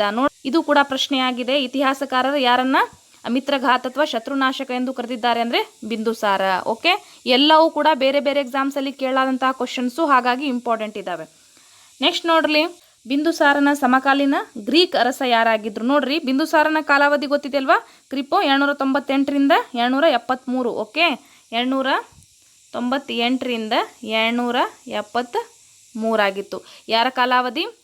ಬಿಂದುಸಾರನ ಒಂದು ಕಾಲಾವಧಿ ಇದು. ಓಕೆ, ಹಾಗಾಗಿ ಆ ಒಂದು ಸಮಯದಲ್ಲಿ ಗ್ರೀಕನ ಅರಸ ಯಾರಾಗಿದ್ರಪ್ಪ ಅಂತಂದರೆ ಸೆಲ್ಯೂಕಸ್, ಮೆಗಾಸ್ತನೀಸ್, 1ನೇ ಆಂಟಿಕೋಶ್, ಪಾಹಿಯಾನ್. ಯಾರಾಗಿದ್ರು ಅಂದರೆ 1ನೇ ಆಂಟಿಕೋಶ್. ಓಕೆ, ಈತ ಏನಪ್ಪ ಅಂತಂದರೆ ಗ್ರೀಕ್ ಒಂದು ಸಮಕಾಲೀನ ಅರಸ. ಓಕೆ, ಬಿಂದುಸಾರನ ಸಮಕಾಲೀನ ಅರಸ 1ನೇ ಆಂಟಿಕೋಶ್ ಆಗಿದ್ದ. ನೆಕ್ಸ್ಟ್ ನೋಡ್ರಿ, ಪ್ರಶ್ನೆ ಸಂಖ್ಯೆ 13. ಬಿಂದುಸಾರನ ಆಸ್ಥಾನದ ರಾಯಭಾರಿ ಯಾರಾಗಿದ್ರು? ನೋಡೋಣ. ಫಾಹಿಯಾನ್ ಚೈನಾ ದೇಶದವರು, ಸುಲೇಮಾನ್ ಅರಬ್ ದೇಶದವರು, ಡೆಮಾಕಸ್ ಸಿರಿಯಾ ದೇಶದವರು, ಈ ಮೇಲಿನ ಯಾರು ಅಲ್ಲ. ಓಕೆ, ಇದಕ್ಕೆ ಸರಿಯಾದಂತಹ ಉತ್ತರ ಆಪ್ಷನ್ 3 ಆಗತ್ತೆ, ಡೈಮಾಕಸ್ ಸಿರಿಯಾ ದೇಶದವರು. ಓಕೆ, ಇವ್ರೇನಾಗಿದ್ರಪ್ಪ ಅಂತಂದರೆ ಬಿಂದುಸಾರನ ಆಸ್ಥಾನದ ರಾಯಭಾರಿಯಾಗಿ ಬಂದಿದ್ರು. ಯಾರು? ಡೈಮಾಕಸ್ ಸಿರಿಯಾ ದೇಶದವರು. ನೆನಪಲ್ಲಿಟ್ಕೊಳ್ಳೋಕೆ ಸಾಧ್ಯ ಆಗಿರಬೇಕು, ಕ್ವಶನ್ ಆಗಿದೆ ಇದು. ಓಕೆ, ನೆಕ್ಸ್ಟ್ ನೋಡ್ರಿ ಪ್ರಶ್ನೆ ಸಂಖ್ಯೆ 14. ಅಶೋಕನ ತಂದೆ ತಾಯಿ ಯಾರು? ಶುದ್ಧೋಧನ, ಮಾಯಾದೇವಿ, ಸಿದ್ಧಾರ್ಥ, ತ್ರಿಶಲಾದೇವಿ, ಬಿಂದುಸಾರ, ಸುಭದ್ರಾಂಗಿ, ಈ ಮೇಲಿನ ಯಾರು ಅಲ್ಲ ಅಂತ ಇದೆ. ಈ ಪ್ರಶ್ನೆಗೆ ಸರಿಯಾದಂತಹ ಉತ್ತರ ಆಪ್ಷನ್ 3 ಆಗತ್ತೆ, ಬಿಂದುಸಾರ, ಸುಭದ್ರಾಂಗಿ. ಓಕೆ, ಅಶೋಕನ ತಂದೆ ತಾಯಿ ಯಾರು? ಬಿಂದುಸಾರ, ಸುಭದ್ರಾಂಗಿ. ಇದಕ್ಕೆ ಸಂಬಂಧಪಟ್ಟಂತೆ ಅಶೋಕನಿಗೆ ಸಂಬಂಧಪಟ್ಟಂತ ಕೆಲವೊಂದಿಷ್ಟು ಮಾಹಿತಿಗಳನ್ನು ಇಲ್ಲಿ ಕೊಡಲಾಗಿದೆ, ನೋಡೋಣ. ಓಕೆ, ಪ್ರಜೆಗಳೆಲ್ಲರೂ ನನ್ನ ಮಕ್ಕಳಿದ್ದಂತೆ, ಈ ಒಂದು ಘೋಷವಾಕ್ಯವನ್ನು ಕೊಟ್ಟು ಈ ಹೇಳಿಕೆಯನ್ನು ನೀಡಿದವರು ಯಾರು ಅಂತ ಕ್ವಶನ್ ಆಗಿದೆ. ಅದಕ್ಕೋಸ್ಕರ ನಾನು ಇಲ್ಲಿ ಹೇಳ್ತಾ ಇರೋದು, ಮತ್ತು ಹೇಳಿಕೆ ರೂಪದಲ್ಲಿಯೂ ಕೂಡ ಈ ಪ್ರಶ್ನೆ ಬಂದಿದೆ. ಓಕೆ, ಪ್ರಜೆಗಳೆಲ್ಲರೂ ನನ್ನ ಮಕ್ಕಳಿದ್ದಂತೆ ಎನ್ನುವ ಮೂಲಕ ಪ್ರಜಾಪಾಲನೆಗೆ ಆದ್ಯತೆ ನೀಡಿದ ಮೊದಲ ದೊರೆ ಯಾರು ಅಂದರೆ ಅಶೋಕ. ಯಾರು? ಅಶೋಕ. ಪ್ರಜೆಗಳೆಲ್ಲರೂ ನನ್ನ ಮಕ್ಕಳಿದ್ದಂತೆ ಎನ್ನುವ ಒಂದು ಪ್ರಜಾಪಾಲನೆಗೆ ಆದ್ಯತೆ ನೀಡಿದ ಮೊದಲ ದೊರೆ ಯಾರಾಗಿರ್ತಾರಪ್ಪ ಅಂದರೆ ಅಶೋಕ. ಓಕೆ, ವಿಷ್ಣುಗುಪ್ತ ಅಥವಾ ಕೌಟಿಲ್ಯನು ಚಂದ್ರಗುಪ್ತ ಮೌರ್ಯನ ಪ್ರಧಾನಮಂತ್ರಿಯಾಗಿದ್ದನು. ಇದ್ರ ಬಗ್ಗೆ ನಾನು ಆಲ್ರೆಡಿ ನಿಮಗೆ ಹೇಳಿದ್ದೀನಿ. ಓಕೆ, ಈತನು ಬರೆದ ಅರ್ಥಶಾಸ್ತ್ರ ಕೃತಿಯು ರಾಜ್ಯತಂತ್ರಗಳಿಗೆ ಸಂಬಂಧಿಸಿದ ಹಲವು ಸಂಗತಿಗಳನ್ನು ತಿಳಿಸುತ್ತದೆ. ನೋಡ್ರಿ, ಅರ್ಥಶಾಸ್ತ್ರ ಏನೋ ಒಂದು ಹೆಸರನ್ನು ಕೇಳಿದ ತಕ್ಷಣ ನಾವೇನು ಅನ್ಕೋತೀವಿ, ಇದು ಎಕನಾಮಿ ವಿಷಯಕ್ಕೆ ಸಂಬಂಧಪಟ್ಟಂತಹ ಕೃತಿ ಇರಬೇಕು ಅಂತ ಅನ್ಕೋತೀವಿ. ಆದರೆ ಅಲ್ಲ, ಇದು ರಾಜಕೀಯ ಒಂದು ಕೃತಿ. ಓಕೆ, ರಾಜ್ಯಶಾಸ್ತ್ರಕ್ಕೆ ಸಂಬಂಧಪಟ್ಟಂತಹ ಮಾಹಿತಿಗಳನ್ನು ಒಳಗೊಂಡಂತಹ ಕೃತಿಯಾಗಿರ್ತದೆ. ಓಕೆ, ನೋಡ್ರಿ, ರಾಜ್ಯತಂತ್ರಗಳಿಗೆ ಸಂಬಂಧಿಸಿದ ಹಲವು ಸಂಗತಿಗಳನ್ನು ತಿಳಿಸ್ತದೆ. ಯಾವ ಕೃತಿ? ಅರ್ಥಶಾಸ್ತ್ರ. ಓಕೆ, ಲೋಕಪ್ರಸಿದ್ಧವಾದ ಈ ಕೃತಿ ಮೈಸೂರಿನ ಓರಿಯೆಂಟಲ್ ಗ್ರಂಥಾಲಯದ ಹಸ್ತಪ್ರತಿ ಸಂಗ್ರಹಾಲಯದಲ್ಲಿ ಮೊಟ್ಟ ಮೊದಲು ದೊರಕಿತು. ಎಲ್ಲಿ ದೊರಕಿತು ಮೊಟ್ಟ ಮೊದಲು ಅಂದರೆ ಮೈಸೂರಿನ ಓರಿಯೆಂಟಲ್ ಗ್ರಂಥಾಲಯದ ಹಸ್ತಪ್ರತಿ ಸಂಗ್ರಹಾಲಯದಲ್ಲಿ. ಓಕೆ, ಇದು ಕೂಡ ಪ್ರಶ್ನೆಯಾಗಿದೆ, ನೆನಪಲ್ಲಿಟ್ಕೋರಿ. ಇದು ನೋಡ್ರಿ, ಕೌಟಿಲ್ಯನ ಅರ್ಥಶಾಸ್ತ್ರ ಕೃತಿಯು ಮೊಟ್ಟ ಮೊದಲು ಎಲ್ಲಿ ದೊರಕಿತು ಅಂತಂದರೆ ಎಲ್ಲಿ? ಮೈಸೂರಿನ ಓರಿಯೆಂಟಲ್ ಗ್ರಂಥಾಲಯದ ಹಸ್ತಪ್ರತಿ ಸಂಗ್ರಹಾಲಯದಲ್ಲಿ ಮೊಟ್ಟ ಮೊದಲು ಈ ಕೃತಿ ದೊರಕಿತು. ಓಕೆ, ಇಷ್ಟು ನೆನಪಲ್ಲಿಟ್ಕೊಳ್ಳೋಕೆ ಸಾಧ್ಯ ಆಗಿರಬೇಕು. ದೆನ್ ಇದನ್ನು ಆರ್ ಶ್ಯಾಮಶಾಸ್ತ್ರಿ ಎಂಬ ವಿದ್ವಾಂಸರು ಶೋಧಿಸಿದನು. ಇದು ಕೂಡ ಇಂಪಾರ್ಟೆಂಟು. ಈ ಒಂದು ಅರ್ಥಶಾಸ್ತ್ರ ಕೃತಿಯನ್ನು ಮೈಸೂರಿನ ಓರಿಯೆಂಟಲ್ ಗ್ರಂಥದಲ್ಲಿ ಶೋಧಿಸಿದರು ಅಂತಂದರೆ ಆರ್ ಶ್ಯಾಮಶಾಸ್ತ್ರಿ. ಓಕೆ, ನೆಕ್ಸ್ಟ್ ನೋಡ್ರಿ, ಇದಿಷ್ಟು ಕೂಡ ಇಂಪಾರ್ಟೆಂಟು, ಹಾಗಾಗಿ ನಾನಿಲ್ಲಿ ತೊಗೊಂಬಂದಿರೋದು ನೆನಪಲ್ಲಿಟ್ಕೊಳ್ಳೋಕೆ ಸಾಧ್ಯ ಆಗಿರಬೇಕು. ನೆಕ್ಸ್ಟ್ ನೋಡಲಿ ಪ್ರಶ್ನೆ ಸಂಖ್ಯೆ 15. ಕಳಿಂಗ ಯುದ್ಧ ಎಷ್ಟರಲ್ಲಿ ನಡೆಯಿತು? ಭಾಳ ಇಂಪಾರ್ಟೆಂಟ್ ಇಸ್ವಿ ಇದು, ಹಾಗಾಗಿ ನೆನಪಲ್ಲಿಟ್ಕೊಳ್ಳೋಕೆ ಸಾಧ್ಯ ಆಗಿರಬೇಕು. ಎಷ್ಟರಲ್ಲಿ ನಡೆಯಿತು? ಕ್ರಿಸ್ತಪೂರ್ವ 261, ಕ್ರಿಪೋ 291, ಕ್ರಿಸ್ತಪೂರ್ವ 321, ಕ್ರಿಸ್ತಪೂರ್ವ 200. ಎಷ್ಟರಲ್ಲಿ ಅಂದರೆ ಕ್ರಿಪು 261. Okay, option 1 is the right answer, ಕ್ರಿಪೋ 261. ಓಕೆ, ಕಳಿಂಗ ಯುದ್ಧಕ್ಕೆ ಸಂಬಂಧಪಟ್ಟಂತೆ ಒಂದು ಸ್ವಲ್ಪ ಮಾಹಿತಿಯನ್ನು ಕೂಡ ನೋಡೋಣ. ನೋಡ್ರಿ, ಅಶೋಕನು ಅಧಿಕಾರಕ್ಕೆ ಬಂದ 8ನೇ ವರ್ಷ ಕಳಿಂಗದ ಮೇಲೆ ಯುದ್ಧ ಸಾರಿದನು. ಓಕೆ, ಅಶೋಕನ ಕಾಲಾವಧಿ ಕೂಡ ಗೊತ್ತಿರಬೇಕಾಗತ್ತೆ. ಎಷ್ಟರವರೆಗೂ ಇತ್ತು ಅಶೋಕನ ಕಾಲಾವಧಿ? ಕ್ರಿಸ್ತಪೂರ್ವ 273ರಿಂದ ಕ್ರಿಪೋ 232. ಓಕೆ, ಇದು ಏನಪ್ಪ ಅಂದರೆ ಅಶೋಕನ ಒಂದು ಕಾಲಾವಧಿ. ಓಕೆ, ನೆನಪಲ್ಲಿಟ್ಕೋರಿ, ಅಶೋಕನು 273ಕ್ಕೆ ಅಧಿಕಾರಕ್ಕೆ ಬಂದಿರ್ತಾನೆ, 232ರವರೆಗೂ ಕೂಡ ಅಧಿಕಾರವನ್ನು ಮಾಡ್ತಾನೆ. ಓಕೆ, ಅಧಿಕಾರಕ್ಕೆ ಬಂದು 8ನೇ ವರ್ಷದಲ್ಲಿ ಆತ ಏನು ಮಾಡ್ತಾನಪ್ಪ ಅಂದರೆ ಕಳಿಂಗದ ಮೇಲೆ ಯುದ್ಧವನ್ನು ಮಾಡ್ತಾನೆ. ಓಕೆ, ಎಷ್ಟರಲ್ಲಿ? ಸಾಮಾನ್ಯ ಶಕ ಪೂರ್ವ 261ರಲ್ಲಿ. ಓಕೆ, 261ರಲ್ಲಿ ಏನು ಮಾಡ್ತಾನಪ್ಪ ಅಂದರೆ ಅಶೋಕನು ಯುದ್ಧವನ್ನು ಸಾರಿರ್ತಾನೆ, ಕಳಿಂಗ ಯುದ್ಧ. ಓಕೆ, ಈ ಒಂದು ಕಳಿಂಗ ಯುದ್ಧದ ಬಗ್ಗೆ ಯಾವೊಂದು ಶಾಸನದಲ್ಲಿ ಮಾಹಿತಿ ಸಿಗ್ತದಪ್ಪ ಅಂತಂದರೆ 13ನೇ ಬಂಡೆಗಲ್ಲು ಶಾಸನದಲ್ಲಿ ಮಾಹಿತಿ ನಮಗೆ ಸಿಗ್ತದೆ. ಓಕೆ, ಕ್ರಿಪೋ 273ರಿಂದ 232 ಅಶೋಕನ ಒಂದು ಕಾಲವಾಗಿತ್ತು. ಓಕೆ, ನೆಕ್ಸ್ಟ್ ನೋಡೋಣ ಮುಂದಿನ ಪ್ರಶ್ನೆ. ಪ್ರಶ್ನೆ ಸಂಖ್ಯೆ 16. ಆವಾಗಿನ ಕಳಿಂಗ ಈಗಿನ ಯಾವ ರಾಜ್ಯದಲ್ಲಿ ಸ್ಥಿತವಾಗಿದೆ? ಯಾವ ರಾಜ್ಯದಲ್ಲಿ ಸ್ಥಿತವಾಗಿದೆ? ಆ ಒಂದು ಮೌರ್ಯ ಸಾಮ್ರಾಜ್ಯದಲ್ಲಿ ಇದ್ದಂತಹ ಕಳಿಂಗ ಈಗಿನ ಯಾವ ಒಂದು ರಾಜ್ಯದಲ್ಲಿ ಸ್ಥಿತವಾಗಿದೆ? ನೋಡೋಣ. ಆಪ್ಷನ್ಸ್ಗಳು: ಮಧ್ಯಪ್ರದೇಶ್ ಇಂದೋರ್, ತಮಿಳುನಾಡಿನ ಚೆನ್ನೈ, ಆಂಧ್ರದ ತಿರುವಂತಪುರ, ಒರಿಸ್ಸಾದ Bhubaneswar. Okay, option 4 is the right answer. Orissa ಆಗಿದೆ, ಒಡಿಶಾ. ಇದು ಒಡಿಶಾದ ಭುವನೇಶ್ವರದ ಒಂದು 150 ಕಿಲೋಮೀಟರ್ದಲ್ಲಿರುವಂತಹ ದೌಲಿ ಎಂಬ ಒಂದು ಜಾಗದಲ್ಲಿ ಏನಾಗಿತ್ತಪ್ಪ ಅಂತಂದರೆ ಈ ಕಳಿಂಗ ಯುದ್ಧ ನಡೆದಿತ್ತು. ಹಾಗಾಗಿ ಆವಾಗಿನ ಕಳಿಂಗ ಈಗಿನ ಪ್ರೆಸೆಂಟ್ ಏನಾಗಿದೆಯಪ್ಪ ಅಂತಂದರೆ ಒಡಿಶಾ. ಓಕೆ, ನೆಕ್ಸ್ಟ್ ನೋಡ್ರಿ ಮುಂದಿನ ಪ್ರಶ್ನೆ. ಪ್ರಶ್ನೆ ಸಂಖ್ಯೆ 17. ಅಶೋಕನು ಯಾರಿಂದ ಬೌದ್ಧ ಧರ್ಮ ಸ್ವೀಕಾರ ಮಾಡಿದನು? ಇದು ಕೂಡ ಕ್ವಶನ್ ಆಗಿದೆ, ಹಾಗಾಗಿ ನೆನಪಲ್ಲಿಟ್ಕೋರಿ. ಗೌತಮ ಬುದ್ಧ, ಉಪಗುಪ್ತ, ಚಾಣಕ್ಯ, ಈ ಮೇಲಿನ ಯಾರೂ ಅಲ್ಲ ಅಂತ. ಪ್ರಶ್ನೆ ಸಂಖ್ಯೆ 17ಕ್ಕೆ ಸರಿಯಾದಂತಹ ಉತ್ತರ ಆಪ್ಷನ್ 2 ಆಗುತ್ತೆ. ಉಪಗುಪ್ತನಿಂದ ಏನಾಗಿರ್ತದಪ್ಪ ಅಂತಂದರೆ ಬೌದ್ಧ ಧರ್ಮವನ್ನು ಸ್ವೀಕಾರ ಮಾಡ್ತಾರೆ. ಯಾರು? ಅಶೋಕ ಮಹಾಶಯರು. ಓಕೆ, ನೆನಪಲ್ಲಿಟ್ಕೊಳ್ಳೋಕೆ ಸಾಧ್ಯ ಆಗಿರಬೇಕು. ಉಪಗುಪ್ತ. ನೆಕ್ಸ್ಟ್ ನೋಡ್ರಿ ಪ್ರಶ್ನೆ ಸಂಖ್ಯೆ 18. ಅಶೋಕನು ಎಷ್ಟನೇ ಮತ್ತು ಎಲ್ಲಿ ಬೌದ್ಧ ಸಮ್ಮೇಳನ ಏರ್ಪಡಿಸಿದನು? ಇದು ಕೂಡ ಸುಮಾರು ಸತೆ ಕ್ವಶನ್ ಆಗಿದೆ. ಪ್ರತಿಯೊಂದು ಪಾಯಿಂಟ್ಸ್ ಕೂಡ ಕ್ವಶನ್ಸ್ ಆಗಿದ್ದಾವೆ, ಮತ್ತೆ ಆಗುವಂಥ ಚಾನ್ಸಸ್ ಇದ್ದಾವೆ. ಹಾಗಾಗಿ ಬಹಳ ಇಂಪಾರ್ಟೆಂಟ್ ಆಗಿರುವಂತಹ ಕ್ವಶನ್ಸ್ ಇವು. ಕಂಪ್ಲೀಟ್ ಮೌರ್ಯ ಸಾಮ್ರಾಜ್ಯ, ಇದಿಷ್ಟು ಕೂಡ ನೀವು ಸರಿಯಾಗಿ ಅಭ್ಯಾಸ ಮಾಡ್ಕೊಂಡ್ಬಿಟ್ರೆ ಯಾವುದೇ ಕ್ವಶನ್ ಬರಲಿ ನೀವು ಏಬಲ್ ಇರ್ತೀರಿ ಆನ್ಸರ್ ಮಾಡೋಕ್ಕೆ. ಓಕೆ, ಮೂರನೇ ಒಂದು ಬೌದ್ಧ ಸಮ್ಮೇಳನ ಕ್ರಿಸ್ತಶಕ 250ರಲ್ಲಿ ಪಾಟಲಿಪುತ್ರದಲ್ಲಿ. ನಾಲ್ಕನೇ ಒಂದು ಬೌದ್ಧ ಸಮ್ಮೇಳನ ಕ್ರಿಸ್ತಶಕ 320ರಲ್ಲಿ ಕುಂಡಲವನದಲ್ಲಿ. ಎರಡನೇ ಒಂದು ಬೌದ್ಧ ಸಮ್ಮೇಳನ ಕ್ರಿಸ್ತಶಕ 321ರಲ್ಲಿ ರಾಜಗೃಹದಲ್ಲಿ. ಈ ಮೇಲಿನ ಎಲ್ಲವೂ ಅಂತ ಇದೆ. ಅಂದರೆ ಅಶೋಕನು ಎಷ್ಟನೇ ಮತ್ತು ಎಲ್ಲಿ ಬೌದ್ಧ ಸಮ್ಮೇಳನವನ್ನು ಏರ್ಪಡಿಸಿದನೆಂದರೆ ಮೂರನೇ ಒಂದು ಬೌದ್ಧ ಸಮ್ಮೇಳನ ಕ್ರಿಸ್ತಶಕ 250ರಲ್ಲಿ ಪಾಟಲಿಪುತ್ರದಲ್ಲಿ ಏರ್ಪಡಿಸಿದನು. ಇದು ಇಂಪಾರ್ಟೆಂಟ್ ಆಗಿರುವಂತಹ ಮಾಹಿತಿ. ಎಷ್ಟನೇ ಬೌದ್ಧ ಸಮ್ಮೇಳನವನ್ನು ಏರ್ಪಡಿಸಿದರು ಅಶೋಕ? ಮೂರನೇ ಒಂದು ಬೌದ್ಧ ಸಮ್ಮೇಳನ. ಎಲ್ಲಿ? ಪಾಟಲಿಪುತ್ರದಲ್ಲಿ. ಓಕೆ, ಮೂರನೇ ಬೌದ್ಧ ಸಮ್ಮೇಳನ ಪಾಟಲಿಪುತ್ರದಲ್ಲಿ ಕ್ರಿಸ್ತಶಕ 250ರಲ್ಲಿ. ಇದಿಷ್ಟು ಕೂಡ ಇಂಪಾರ್ಟೆಂಟ್ ಮಾಹಿತಿ, ನೆನಪಲ್ಲಿಟ್ಕೋಬೇಕು.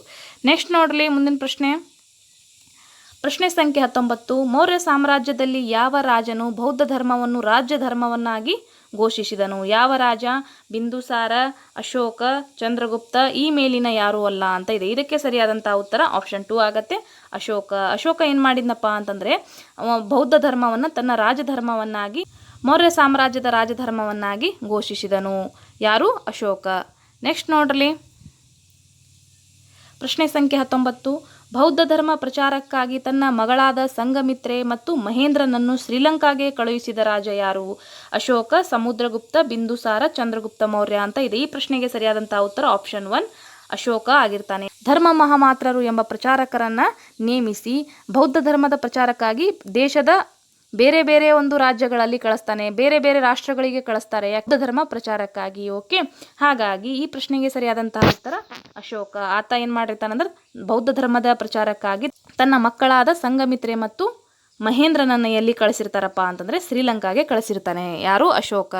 ನೆಕ್ಸ್ಟ್ ನೋಡ್ರಿ ಪ್ರಶ್ನೆ, ಹೊಂದಿಸಿ ಬರೆಯಿರಿ. ನೋಡ್ರಿ ಕೆಲವೊಂದಿಷ್ಟು ಹೊಂದಿಸಿ ಬರೆಯಿರಿ, ಇದು ಭಾಳ ಇಂಪಾರ್ಟೆಂಟ್ ಇತ್ತು. ಹಾಗಾಗಿ ನಾನು ಕಳೆದ ಒಂದು ಕ್ವಶನಲ್ಲಿ ಹೇಳಿದ್ನಲ್ವಾ, ಏನಂತ ಅಶೋಕನ ಏನು ಮಾಡಿದ್ನಪ್ಪ ಅಂದರೆ ಬೇರೆ ಬೇರೆ ರಾಷ್ಟ್ರಗಳಿಗೆ ಅಥವಾ ಬೇರೆ ಬೇರೆ ರಾಜ್ಯಗಳಿಗೆ ಏನು ಮಾಡಿದ್ನಂದರೆ ಕೆಲವೊಂದಿಷ್ಟು ಮಹಾಮಾತ್ರರನ್ನು ನೇಮಿಸಿ ಧರ್ಮ ಪ್ರಚಾರಕ್ಕೆ ಕಳಿಸಿದ. ಅದ್ರ ಬಗ್ಗೆ ಇದು ಮಾಹಿತಿ, ಇದು ಕೂಡ ಕ್ವಶನ್ ಆಗಿದೆ. ಹಾಗಾಗಿ ನಾನಿಲ್ಲಿ ತೊಗೊಂಬಂದಿರೋದು ಇಂಪಾರ್ಟೆಂಟ್ ಇದೆ ಅಂತ. ನೋಡ್ರಿ, ಧರ್ಮ ಮಹಾಮಾತ್ರರು ಎಂಬ ಧರ್ಮ ಪ್ರಚಾರಕರನ್ನು ನೇಮಿಸಿ ಯಾವ ಯಾವ ದೇಶಗಳಿಗೆ ಅಶೋಕನು ಬೌದ್ಧ ಧರ್ಮ ಪ್ರಚಾರಕ್ಕಾಗಿ ಕಳಿಸಿದ? ಓಕೆ, ಚಾರುಮತಿ ಎಲ್ಲಿ ಹೋಗಿದ್ರು ಅಂದರೆ ನೇಪಾಳ. ರಕ್ಷಿತ ಬನವಾಸಿಗೆ ಹೋಗಿದ್ರು. ಮಹಾರಕ್ಷಿತ ಗ್ರೀಕ್ ದೇಶಕ್ಕೆ ಹೋಗಿದ್ರು. ಮಜ್ಜಮ ಹಿಮಾಲಯಕ್ಕೆ ಹೋಗಿದ್ರು. ಮಹಾದೇವ ಮಹಿಷ ಮಂಡಲ. ಸೋನ್ ಅನ್ನೋರು ಬರ್ಮಾಕ್ಕೆ ಹೋಗಿದ್ರು. ನೋಡ್ರಿ, ಈ ರೀತಿಯಾಗಿ ನಾನು ಇದನ್ನು ಹೊಂದಿಸಿದ್ದೀನಿ. ಓಕೆ, ನೆನಪಲ್ಲಿಟ್ಕೋರಿ. ಚಾರುಮತಿ ನೇಪಾಳ, ರಕ್ಷಿತ ಬನವಾಸಿ, ಮಹಾರಕ್ಷಿತ ಗ್ರೀಕ್, ಮಜ್ಜನು ಹಿಮಾಲಯ, ಮಹಾದೇವ ಅನ್ನೋರು ನಮ್ಮ ಮಹಿಷ ಮಂಡಲ ಅಂದ್ರೇನು? ಮೈಸೂರು. ಓಕೆ, ನೆನಪಲ್ಲಿಟ್ಕೋರಿ. ಮೈಸೂರು ಸಾಮ್ರಾಜ್ಯಕ್ಕೆ ಮಹಿಷ ಮಂಡಲ ಅಂತ ಕರೆಯಲಾಗ್ತಿತ್ತು. ಓಕೆ, ಮಹಿಷ ಮಂಡಲ ಅಂದರೆ ಮೈಸೂರು ಸಾಮ್ರಾಜ್ಯಕ್ಕೆ ಮಹಾದೇವ ಬಂದಿದ್ರು. ಸೋನ್ ಎಂಬುವರು ಬರ್ಮಾ ಎಂಬ ದೇಶ, ಬರ್ಮಾ ಅಂದರೆ ಈಗಿನ ಯಾವ ದೇಶ? ಮಯನ್ಮಾರ್. ನೆನಪಲ್ಲಿಟ್ಕೋರಿ, ಹಳೆಯ ಒಂದು ಹೆಸರು ಯಾವುದು? ಬರ್ಮಾ ಅಂತ ಕರೆಯಲಾಗ್ತದೆ. ಅದು ಈಗಿನ ಯಾವುದು? ಮಯನ್ಮಾರ್. ಓಕೆ, ಮಯನ್ಮಾರ್ ದೇಶಕ್ಕೆ ಯಾರು ಹೋಗಿದ್ರು? ಸೋನ್ ಎಂಬುವರು ಹೋಗಿದ್ರು. ಇದಿಷ್ಟು ಕೂಡ ನಾನು ಮ್ಯಾಚ್ ಮಾಡಿ ನಿಮಗೆ ಕೊಟ್ಟಿದ್ದೀನಿ. ಇಂಪಾರ್ಟೆಂಟು, ನೆನಪಲ್ಲಿಟ್ಕೊಳ್ಳೋಕೆ ಸಾಧ್ಯ ಆಗಿರಬೇಕು. ನೆಕ್ಸ್ಟ್ ನೋಡ್ರಿ ಪ್ರಶ್ನೆ ಸಂಖ್ಯೆ 21 ಯಾವ ರೀತಿ ಇದೆ. ಶಿಲಾಶಾಸನಗಳನ್ನು ಹೊರಡಿಸಿದ ಭಾರತದ ಮೊದಲ ಸಾಮ್ರಾಟ ಮತ್ತು ಶಿಲಾಶಾಸನಗಳ ಪಿತಾಮಹ ಎಂದು ಮೌರ್ಯ ಸಾಮ್ರಾಜ್ಯದ ಯಾವ ರಾಜನನ್ನು ಕರೆಯಲಾಗುತ್ತದೆ? ಇದು ಇಂಪಾರ್ಟೆಂಟು, ಗೊತ್ತಿದೆ ನಿಮಗೆ ಅಂದರೂ ಒಂದ್ಸತಿ ರಿಕಾಲ್ ಮಾಡ್ಕೊಳ್ಳಿ. ಶಿಲಾಶಾಸನಗಳನ್ನು ಹೊರಡಿಸಿದ ಭಾರತದ ಮೊದಲ ಸಾಮ್ರಾಟ, ಇದು ಕೂಡ ಒಂದು ಪ್ರಶ್ನೆ ಆಯಿತು. ದೆನ್ ಮತ್ತು ಶಿಲಾಶಾಸನಗಳ ಪಿತಾಮಹ ಎಂದು ಮೌರ್ಯ ಸಾಮ್ರಾಜ್ಯದ ಯಾವ ರಾಜನನ್ನು ಕರೆಯಲಾಗ್ತದೆ? ಇದು ಎರಡನೇ ಪ್ರಶ್ನೆ. ಎರಡು ಪ್ರಶ್ನೆಗಳು ಕೂಡಿ ಒಂದು ಪ್ರಶ್ನೆ ಆಗಿದೆ ಇಲ್ಲಿ. ಓಕೆ, ಯಾರಾಗಿದ್ರು? ಅಶೋಕ, ಬಿಂದುಸಾರ, ಚಂದ್ರಗುಪ್ತ ಮೌರ್ಯ. ಈ ಮೇಲಿನ ಯಾರೂ ಅಲ್ಲ. ಓಕೆ, ಯಾರಾಗಿದ್ರು? ಅಫ್ಕೋರ್ಸ್ ಎಲ್ರಿಗೂ ಕೂಡ ಗೊತ್ತಿದೆ, ಅಶೋಕ ಮಹಾಶಯರಾಗಿದ್ರು. ಓಕೆ, ಇವರಿಗೆ ಶಿಲಾಶಾಸನಗಳ ಪಿತಾಮಹ ಅಂತ ಕರೀತಾರೆ. ನೆಕ್ಸ್ಟ್ ನೋಡ್ರಿ ಮುಂದಿನ ಪ್ರಶ್ನೆ ಸಂಖ್ಯೆ 22. ಅಶೋಕನ ಶಾಸನಗಳು ಎಷ್ಟು ಲಿಪಿಗಳಲ್ಲಿ ಬರೆಯಲಾಗಿದೆ ಮತ್ತು ಅವು ಯಾವುವು? ಆಪ್ಷನ್ಸ್ಗಳನ್ನು ನೋಡಿ.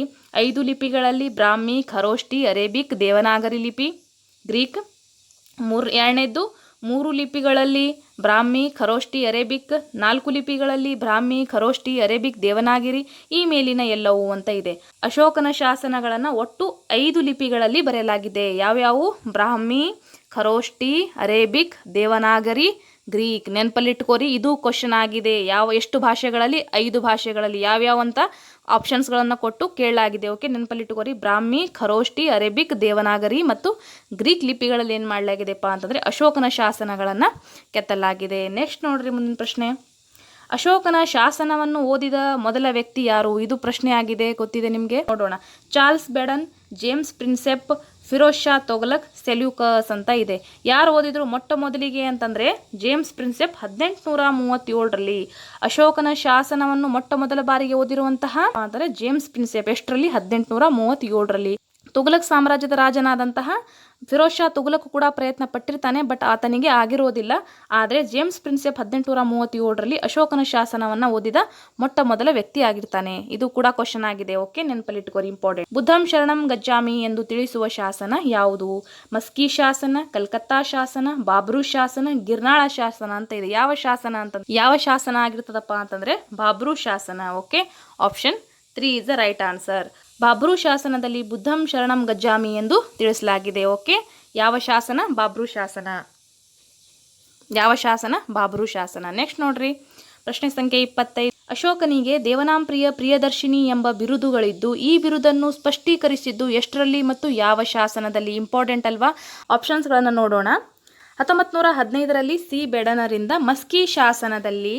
ನೆಕ್ಸ್ಟ್ ನೋಡ್ರಿ, 1837ರಲ್ಲಿ ಜೇಮ್ಸ್ ಪ್ರಿನ್ಸೆಪ್ರಿಂದ ಗಿರ್ನಾರ ಶಾಸನದಲ್ಲಿ.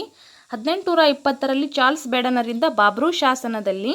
ಈ ಮೇಲಿನ ಯಾರೂ ಅಲ್ಲ ಅಂತ ಇದೆ. ಈ ಪ್ರಶ್ನೆಗೆ ಸರಿಯಾದಂಥ ಉತ್ತರ ಆಪ್ಷನ್ 1 ಆಗತ್ತೆ. 1915ರಲ್ಲಿ ಸಿ ಬೇಡನ್ರವ್ರು ಏನು ಮಾಡಿರ್ತಾರಪ್ಪ ಅಂತಂದರೆ ಮಸ್ಕಿ ಶಾಸನದಲ್ಲಿ ಮೊಟ್ಟ ಮೊದಲ ಬಾರಿಗೆ ಏನಾಗಿರ್ತಂದ್ರೆ ದೇವನಾಂಪ್ರಿಯ ಪ್ರಿಯದರ್ಶಿನಿ ಅಶೋಕ ಅಂತ ಆ ಒಂದು ಶಾಸನದಲ್ಲಿ ಬರೆಯಲಾಗ್ತದೆ. ಅದಕ್ಕಿಂತ ಮುಂಚೆ ಎಲ್ಲ ಶಾಸನಗಳಲ್ಲಿಯೂ ಕೂಡ ಕೇವಲ ದೇವನಾಂಪ್ರಿಯ ಅಂತ ಅಷ್ಟೇ ಮೆನ್ಷನ್ ಆಗಿರ್ತದೆ, ಅಶೋಕ ಅಂತ ಎಲ್ಲಿಯೂ ಕೂಡ ಬರೆದಿರಂಗಿಲ್ಲ. ಆದರೆ ಮಸ್ಕಿ ಶಾಸನದಲ್ಲಿ ದೇವನಾಂಪ್ರಿಯ ಪ್ರಿಯದರ್ಶಿನಿ ಅಶೋಕ ಎಂಬ ಒಂದು ಉಲ್ಲೇಖವನ್ನು ಮಾಡಲಾಗಿದೆ. ಇದನ್ನು ಪತ್ತೆ ಹಚ್ಚಿದವರು ಯಾರು ಅಂತಂದರೆ Charles Baden. Okay, C Baden ಅಂತ ಕೊಟ್ಟಿದ್ದೀನಿ ನಾನಿಲ್ಲಿ, ಚಾರ್ಲ್ಸ್ ಬೇಡನ್ ಸರಿಯಾದಂತಹ ಉತ್ತರ. 1915ರಲ್ಲಿ. ಇದು ಕೂಡ ಕ್ವಶನ್ ಆಗಿದೆ. ಮೊಟ್ಟ ಮೊದಲ ಬಾರಿಗೆ ದೇವನಾಂಪ್ರಿಯ ಪ್ರಿಯದರ್ಶಿನಿ ಎಂಬ ಅಶೋಕ ಎಂಬ ಒಂದು ಉಲ್ಲೇಖ ಯಾವ ಶಾಸನದಲ್ಲಿ ಆಗಿದೆ ಅಂದರೆ ಮಸ್ಕಿ ಶಾಸನದಲ್ಲಿ ಆಗಿದೆ. ಓಕೆ, ನಮ್ಮ ಕರ್ನಾಟಕದ ರಾಯಚೂರು ಡಿಸ್ಟಿಕ್ಕಿನ ಮಸ್ಕಿ ಶಾಸನದಲ್ಲಿ ಆಗಿದೆ. ಮತ್ತು ಇದನ್ನು ಪತ್ತೆ ಹಚ್ಚಿದವರು ಯಾರು ಅಥವಾ ಸ್ಪಷ್ಟೀಕರಿಸಿದವರು ಯಾರು ಅಂತಂದರೆ 1915ರಲ್ಲಿ ಚಾರ್ಲ್ಸ್ ಬೇಡನ್. ಓಕೆ, ಇಷ್ಟು ಕೂಡ ಮಾಹಿತಿ ಇಂಪಾರ್ಟೆಂಟು. ನೆಕ್ಸ್ಟ್ ನೋಡ್ರಿ ಮುಂದಿನ ಪ್ರಶ್ನೆ ಸಂಖ್ಯೆ 26. ಕಳಿಂಗ ಯುದ್ಧದ ಬಗ್ಗೆ ಮಾಹಿತಿ ನೀಡುವಂತಹ ಅತ್ಯಂತ ದೊಡ್ಡದಾದಂತಹ ಶಾಸನ ಯಾವುದು? ಯಾವ ಶಾಸನ? 13ನೇ ಬಂಡೆಗಲ್ಲು ಅಥವಾ ಗೌಣ ಶಾಸನ, 3ನೇ ಬಂಡೆಗಲ್ಲು ಶಾಸನ, 1ನೇ ಬಂಡೆಗಲ್ಲು ಶಾಸನ, ಈ ಮೇಲಿನ ಎಲ್ಲವೂ ಅಂತ ಇದೆ. ಈ ಪ್ರಶ್ನೆಗೆ ಸರಿಯಾದಂತಹ ಉತ್ತರ ಆಪ್ಷನ್ 1 ಆಗತ್ತೆ. 13ನೇ ಬಂಡೆಗಲ್ಲು ಶಾಸನ ಅಥವಾ ಗೌಣ ಶಾಸನ ಅಂತಲೂ ಕೂಡ ಇದಕ್ಕೆ ಕರೆಯಲಾಗ್ತದೆ. ನೋಡ್ರಿ, ಅತಿ ದೊಡ್ಡ ಅಶೋಕನ ಎಲ್ಲ ಶಾಸನಗಳಲ್ಲಿ ಅತಿ ದೊಡ್ಡ ಶಾಸನ ಯಾವುದಾಗಿರ್ತದೆ? 13ನೇ ಬಂಡೆಗಲ್ಲು ಶಾಸನ. ಇದು ಏನು ಮಾಡಿರ್ತದಪ್ಪ ಅಂದರೆ ಕಳಿಂಗ ಯುದ್ಧದ ಬಗ್ಗೆ ಸಂಪೂರ್ಣ ಮಾಹಿತಿಯನ್ನು ನೀಡ್ತದೆ. ಓಕೆ, ನೆಕ್ಸ್ಟ್ ನೋಡ್ರಿ ಮುಂದಿನ ಪ್ರಶ್ನೆ ಸಂಖ್ಯೆ 27. ಚಪಡ ನೇ ಶಾಸನಗಳನ್ನು ಕೆತ್ತಿದ ಎಂದು ತಿಳಿಸುವ ಶಾಸನ. ನೋಡ್ರಿ, ಎಲ್ಲ ಶಾಸನಗಳ ಅಶೋಕನ ಎಲ್ಲ ಶಾಸನಗಳನ್ನು ಕೆತ್ತಿರುವಂತಹ ವ್ಯಕ್ತಿ ಯಾರು? ಚಪಡ. ಓಕೆ, ಈ ಚಪಡನೇ ಎಲ್ಲ ಶಾಸನಗಳನ್ನು ಕೆತ್ತಿದ ಅಂತ ತಿಳಿಸುವಂತಹ ಒಂದು ಶಾಸನ ಯಾವುದು ಅಂತಂದರೆ ಕರ್ನಾಟಕದ ಮೊದಲ ಶಾಸನವಾದ ಬ್ರಹ್ಮಗಿರಿ ಶಾಸನ, ಮಸ್ಕಿ ಶಾಸನ, ಕಲ್ಕತ್ತಾ ಶಾಸನ, ನಾಸಿಕ್ ಶಾಸನ. ಯಾವುದು ಅಪ್ಪ ಅಂತಂದರೆ ಕರ್ನಾಟಕದ ಮೊದಲ ಶಾಸನವಾದ ಬ್ರಹ್ಮಗಿರಿ ಶಾಸನ. ಈ ಶಾಸನದಲ್ಲಿ ಏನಂತ ಹೇಳಲಾಗಿದೆಯಪ್ಪ ಅಂತಂದರೆ ಚಪಡ ಎಂಬ ವ್ಯಕ್ತಿನೇ ಅಶೋಕನ ಎಲ್ಲ ಶಾಸನಗಳನ್ನು ಕೆತ್ತಿರುವಂತಹ ವ್ಯಕ್ತಿ ತಿಳಿಸಲಾಗಿದೆ. ಯಾವ ಶಾಸನದಲ್ಲಿ? ಕರ್ನಾಟಕದ ಮೊದಲ ಶಾಸನ ಯಾವುದು? ಬ್ರಹ್ಮಗಿರಿ ಶಾಸನ. ಇದು ಕೂಡ ಇಂಪಾರ್ಟೆಂಟು. ಓಕೆ, ನೆಕ್ಸ್ಟ್ ನೋಡ್ರಿ ಪ್ರಶ್ನೆ ಸಂಖ್ಯೆ 28. ಬ್ರಹ್ಮಗಿರಿ ಶಾಸನ ಇದರ ಸಂಶೋಧಕ ಮತ್ತು ಕರ್ನಾಟಕದ ಶಾಸನಗಳ ಪಿತಾಮಹ ಎಂದು ಯಾರನ್ನು ಕರೆಯಲಾಗುತ್ತದೆ? ನೋಡ್ರಿ, ಬ್ರಹ್ಮಗಿರಿ ಶಾಸನದ ಸಂಶೋಧಕ ಮತ್ತು ಕರ್ನಾಟಕದ ಶಾಸನಗಳ ಪಿತಾಮಹ. ಬ್ರಹ್ಮಗಿರಿ ಶಾಸನ ಇದರ ಸಂಶೋಧಕ ಅಂದರೆ ಬ್ರಹ್ಮಗಿರಿ ಶಾಸನವನ್ನು ಸಂಶೋಧನೆ ಮಾಡಿರುವಂತಹ ವ್ಯಕ್ತಿ ಮತ್ತು ಕರ್ನಾಟಕದ ಶಾಸನಗಳ ಪಿತಾಮಹ ಎಂದು ಯಾರನ್ನು ಕರೆಯಲಾಗುತ್ತದೆ? ಮತ್ತು ಅವರನ್ನೇ ಏನು ಕರೆಯಲಾಗ್ತದಪ್ಪ ಅಂದರೆ ಕರ್ನಾಟಕದ ಶಾಸನಗಳ ಪಿತಾಮಹ ಅಂತಲೂ ಕೂಡ ಕರೆಯಲಾಗ್ತದೆ. ಅಂಥವ್ರು ಯಾರಾಗಿರ್ತಾರೆ ಇದರಲ್ಲಿ? Srinatha, BL rice, Charles Baden, ಈ ಮೇಲಿನ ಯಾರೂ ಅಲ್ಲ ಅಂತ ಇದೆ. ಈ ಪ್ರಶ್ನೆಗೆ ಸರಿಯಾದಂಥ ಉತ್ತರ ಆಪ್ಷನ್ 2 ಆಗುತ್ತೆ. BL ರೈಸ್ ಇವರನ್ನು ಕರ್ನಾಟಕ ಶಾಸನಗಳ ಪಿತಾಮಹ ಅಂತ ಕರೆಯಲಾಗ್ತದೆ. ನೆನಪಲ್ಲಿಟ್ಕೋರಿ, ಕರ್ನಾಟಕದ ಶಾಸನಗಳ ಪಿತಾಮಹ ಅಂತ ಯಾರನ್ನು ಕರೆಯಲಾಗ್ತದಪ್ಪ ಅಂದರೆ BL ರೈಸ್. ಇವರೇ ಏನು ಮಾಡಿದ್ರು? ನಮ್ಮ ಒಂದು ಕರ್ನಾಟಕದ ಮೊಟ್ಟ ಮೊದಲ ಶಾಸನವಾದಂತಹ ಬ್ರಹ್ಮಗಿರಿ ಶಾಸನವನ್ನು ಸಂಶೋಧನೆ ಮಾಡಿದರು. ಯಾರು? BL Rice. ವೆರಿ ಇಂಪಾರ್ಟೆಂಟ್, ನೆನಪಿಟ್ಕೋರಿ. 29ನೇ ಪ್ರಶ್ನೆ, ಹೊಂದಿಸಿ ಬರೆಯಿರಿ ನೋಡೋಣ. ಮೌರ್ಯ ಸಾಮ್ರಾಜ್ಯದ ಪ್ರಮುಖ ಶಾಸನಗಳು ಮತ್ತು ಅವುಗಳನ್ನು ಕಂಡುಹಿಡಿದವರ ಶಾಸನಕಾರರು ಮತ್ತು ಸ್ಥಳಗಳು ಎಲ್ಲವನ್ನು ಕೂಡ ಇಂಪಾರ್ಟೆಂಟು, ಹಾಗಾಗಿ ನೆನಪಲ್ಲಿಟ್ಕೋರಿ ಯಾರ್ಯಾರು ಆಗಿದ್ರು. ನಾನಿಲ್ಲಿ ಕನ್ಫ್ಯೂಷನ್ ಆಗ್ತದೆ ಅಂತ ಆ ಶಾಸನಗಳನ್ನು ಸಂಶೋಧಿಸಿರುವಂತಹ ಸಂಶೋಧಕರನ್ನ ಆ್ಯಸ್ ಇಟ್ ಈಸ್ ಆಗಿ ಮೊದಲೇ ನಾನು ಹೊಂದಿಸಿ ಇಲ್ಲಿ ಕೊಟ್ಬಿಟ್ಟಿದ್ದೀನಿ. ಹಾಗಾಗಿ ಯಾಕಂದರೆ ಬೇರೆ ಬೇರೆ ಕಡೆ ಕೊಟ್ಟರೆ ಕನ್ಫ್ಯೂಷನ್ ಆಗುತ್ತೆ ಅಂತ ನಾನು ಆಲ್ರೆಡಿ ಇದನ್ನು ಕಂಪ್ಲೀಟಾಗಿ ಹೊಂದಿಸಿದ್ದೀನಿ, ನೀವು ನೋಡ್ಕೋಬಹುದು. ಓಕೆ, ಬ್ರಹ್ಮಗಿರಿ, ಜಟ್ಟಿಂಗ ರಾಮೇಶ್ವರ, ಅಶೋಕ ಸಿದ್ದಾಪುರ ಇವೆಲ್ಲವೂ ಕೂಡ BL ರೈಸ್ ರವರು ಸಂಶೋಧಿಸಿರುವಂತಹ ಶಾಸನಗಳು. ಎಲ್ಲಿ? ಚಿತ್ರದುರ್ಗದಲ್ಲಿ. ಓಕೆ, ನಿಟ್ಟೂರು, ಉದಂಗೊಳಂ ಯಾರು ಸಂಶೋಧಿಸಿದರು? ಶ್ರೀನಾಥ, ಬಳ್ಳಾರಿ ಜಿಲ್ಲೆಯಲ್ಲಿ. ಶ್ರೀನಾಥ್ ಅವರು ಸಂಶೋಧಿಸಿರುವಂತಹ ಶಾಸನಗಳು ಯಾವ್ಯಾವು? ನಿಟ್ಟೂರು ಮತ್ತು ಉದಂಗೊಳಂ. ಮಸ್ಕಿ ಶಾಸನ ಚಾರ್ಲ್ಸ್ ಬೇಡನ್ ರವರು. ಗವಿಮಠ, ಪಾಲ್ಕಿಗುಂಡ, ಕೊಪ್ಪಳ, ನಾರಾಯಣರಾವ್ ಶಾಸ್ತ್ರಿ ಅವರು ರಾಯಚೂರದಲ್ಲಿ. ಓಕೆ ನೋಡ್ರಿ, ಮಸ್ಕಿ ಶಾಸನ ಯಾರು? ಚಾರ್ಲ್ಸ್ ಬೇಡನ್ ರವರು. ಗವಿಮಠ, ಪಾಲ್ಕಿಗುಂಡ, ಕೊಪ್ಪಳ, ನಾರಾಯಣರಾವ್ ಶಾಸ್ತ್ರಿ ಅವರು ಸಂಶೋಧಿಸಿದರು ರಾಯಚೂರದಲ್ಲಿ. ಯಾವ್ಯಾವು? ಗವಿಮಠ, ಪಾಲ್ಕಿಗುಂಡ ಮತ್ತು ಕೊಪ್ಪಳ. ಸನ್ನತಿ ಅಥವಾ ಸುವರ್ಣಗಿರಿ, ಇತ್ತೀಚೆಗೆ ಅಶೋಕನ ಭಾವಚಿತ್ರ ಇರುವ ಶಾಸನ ದೊರೆತಿದೆ ಕಲಬುರಗಿಯಲ್ಲಿ. ನೋಡ್ರಿ, ಯಾವುದು? ಇತ್ತೀಚೆಗೆ ಅಶೋಕನ ಭಾವಚಿತ್ರ ಇರುವ ಶಾಸನ ದೊರೆತಿರುವಂತಹ ಸ್ಥಳ ಯಾವುದು ಅಂತಂದ್ರೆ ಸನ್ನತಿ ಅಥವಾ ಸುವರ್ಣಗಿರಿ. ಎಲ್ಲಿರುವುದು? ಕಲಬುರಗಿ ಜಿಲ್ಲೆಯಲ್ಲಿ. ಓಕೆ, ಇದಿಷ್ಟು ಕೂಡ ಇಂಪಾರ್ಟೆಂಟ್ ಆಗಿರುವಂತಹ ಶಾಸನಗಳು ಮತ್ತು ಅವರ ಒಂದು ಸಂಶೋಧಕರು ಮತ್ತು ಪ್ರಮುಖ ಸ್ಥಳಗಳು. ಓಕೆ, ಇಂಪಾರ್ಟೆಂಟು, ನೆನಪಲ್ಲಿಟ್ಕೊಳ್ಳೋಕೆ ಸಾಧ್ಯ ಆಗಿರಬೇಕು. ನೆಕ್ಸ್ಟ್ ನೋಡ್ರಿ, ಪ್ರಶ್ನೆ ಸಂಖ್ಯೆ 30.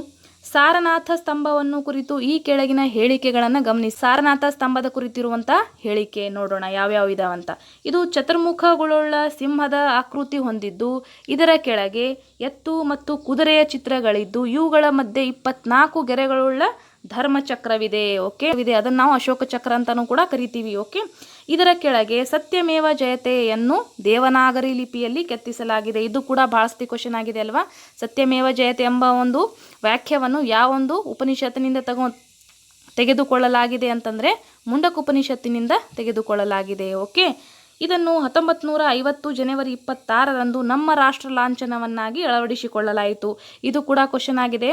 ಸಾರನಾಥದ ಸ್ತಂಭವನ್ನು ನಮ್ಮ ರಾಷ್ಟ್ರ ಲಾಂಛನವನ್ನಾಗಿ ಯಾವ ವರ್ಷ ತೆಗೆದುಕೊಳ್ಳಾಯಿತಪ್ಪ ಅಂತಂದರೆ 1950 ಜನವರಿ 26ರಂದು ನಮ್ಮ ರಾಷ್ಟ್ರ ಲಾಂಛನವನ್ನಾಗಿ ಅದನ್ನು ಸ್ವೀಕಾರ ಮಾಡಲಾಗಿತ್ತು. ಓಕೆ, ನೆಕ್ಸ್ಟ್ ನೋಡಲಿ, ಈ ಸ್ತಂಭಗಳ ಮೇಲೆ ಸಿಂಹ, ಗೂಳಿ, ಆನೆಯಂತಹ ಚಿತ್ರಗಳನ್ನು ಕೆತ್ತಲಾಗಿದೆ. ಈ ಸ್ತಂಭಗಳ ಮೇಲೆ ಯಾವ ಯಾವ ಪ್ರಾಣಿಗಳ ಚಿತ್ರವನ್ನು ಕೆತ್ತಲಾಗಿದೆ ಅಂತಲೂ ಕೂಡ ಕ್ವಶನ್ ಆಗಿದೆ. ಹಾಗಾಗಿ ವೆರಿ ಇಂಪಾರ್ಟೆಂಟು, ಯಾವ್ಯಾವು? ಸಿಂಹ, ಗೂಳಿ, ಆನೆಯಂತಹ ಚಿತ್ರಗಳನ್ನು ಕೆತ್ತಲಾಗಿದೆ. ಓಕೆ, ನೆಕ್ಸ್ಟ್ ನೋಡಲಿ, ಈ ಮೇಲಿನ ಎಲ್ಲ ಹೇಳಿಕೆಗಳು ಸರಿಯಾಗಿವೆ. ಓಕೆ, ಈ ಎಲ್ಲ ಹೇಳಿಕೆಗಳು ಕೂಡ ಇಂಪಾರ್ಟೆಂಟು ಮತ್ತು ಸರಿ ಇದ್ದಾವೆ. ಇದಿಷ್ಟು ಕೂಡ ಏನಪ್ಪ ಅಂದರೆ ಸಾರನಾಥ ಸ್ತಂಭವನ್ನು ಕುರಿತು ಇರುವಂತಹ ಇಂಪಾರ್ಟೆಂಟ್ ಮಾಹಿತಿ.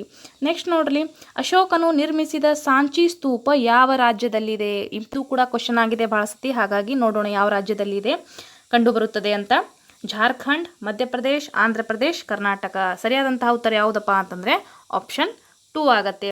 ಮಧ್ಯಪ್ರದೇಶದಲ್ಲಿ ಸಾಂಚಿ ಸ್ತೂಪ ಕಂಡುಬರುತ್ತದೆ. ಓಕೆ, ಈ ಸಾಂಚಿ ಸ್ತೂಪದ ಮೇಲೆ ಇರುವಂತಹ ಸಾರನಾಥ ಕಂಬವನ್ನು ನಾವೇನು ಮಾಡಿದ್ದೀವಿ ಅಂದರೆ ನಮ್ಮ ರಾಷ್ಟ್ರ ಲಾಂಛನವನ್ನಾಗಿ ಸ್ವೀಕಾರ ಮಾಡಿದ್ದೀವಿ. ಓಕೆ, ಅದರ ಬಗ್ಗೆ ನಾನು ನಿಮಗೆ ಸಂಪೂರ್ಣ ಮಾಹಿತಿ ಕಳೆದ ಒಂದು ಪ್ರಶ್ನೆಯಲ್ಲಿ ಹೇಳ್ಕೊಟ್ಟಿದ್ದೀನಿ. ನೆಕ್ಸ್ಟ್ ನೋಡೋಣ ಮುಂದಿನ ಪ್ರಶ್ನೆ. ಅಶೋಕನ ಸಾರನಾಥ ಸ್ತಂಭದ ಬೋದಿಗೆಯ ಮೇಲಿರುವ ಪ್ರಾಣಿಗಳನ್ನು ಹೆಸರಿಸಿ ಅಂತ ಇದೆ. ಓಕೆ, ಇದು ಕೂಡ ಕ್ವಶನ್ ಆಗಿದೆ, ಬಹಳ ಇಂಪಾರ್ಟೆಂಟು. ಯಾವ ಯಾವ ಪ್ರಾಣಿಗಳನ್ನು ಕೆತ್ತಲಾಗಿದೆ ಅಂತ ನೋಡೋಣ. ಆನೆ, ಕುದುರೆ, ಗೂಳಿ ಮತ್ತು ಸಿಂಹ. ಕುದುರೆ, ಒಂಟೆ, ಆನೆ ಮತ್ತು ನವಿಲು. ಆನೆ, ಹುಲಿ, ಸಿಂಹ ಮತ್ತು ಒಂಟೆ. ಗೂಳಿ, ಎಮ್ಮೆ, ಕುದುರೆ ಮತ್ತು ಸಿಂಹ ಅಂತ ಇದೆ. ಕಳೆದ ಒಂದು ಕ್ವಶನ್ ಅಲ್ಲಿ ಯಾವ ಯಾವ ಪ್ರಾಣಿಗಳು ಇದ್ದು ಅಂತ ನಾವು ತಿಳ್ಕೊಂಡಿದ್ದೀವಿ. ಓಕೆ, ಯಾವ ಪ್ರಾಣಿಗಳಿದ್ದು?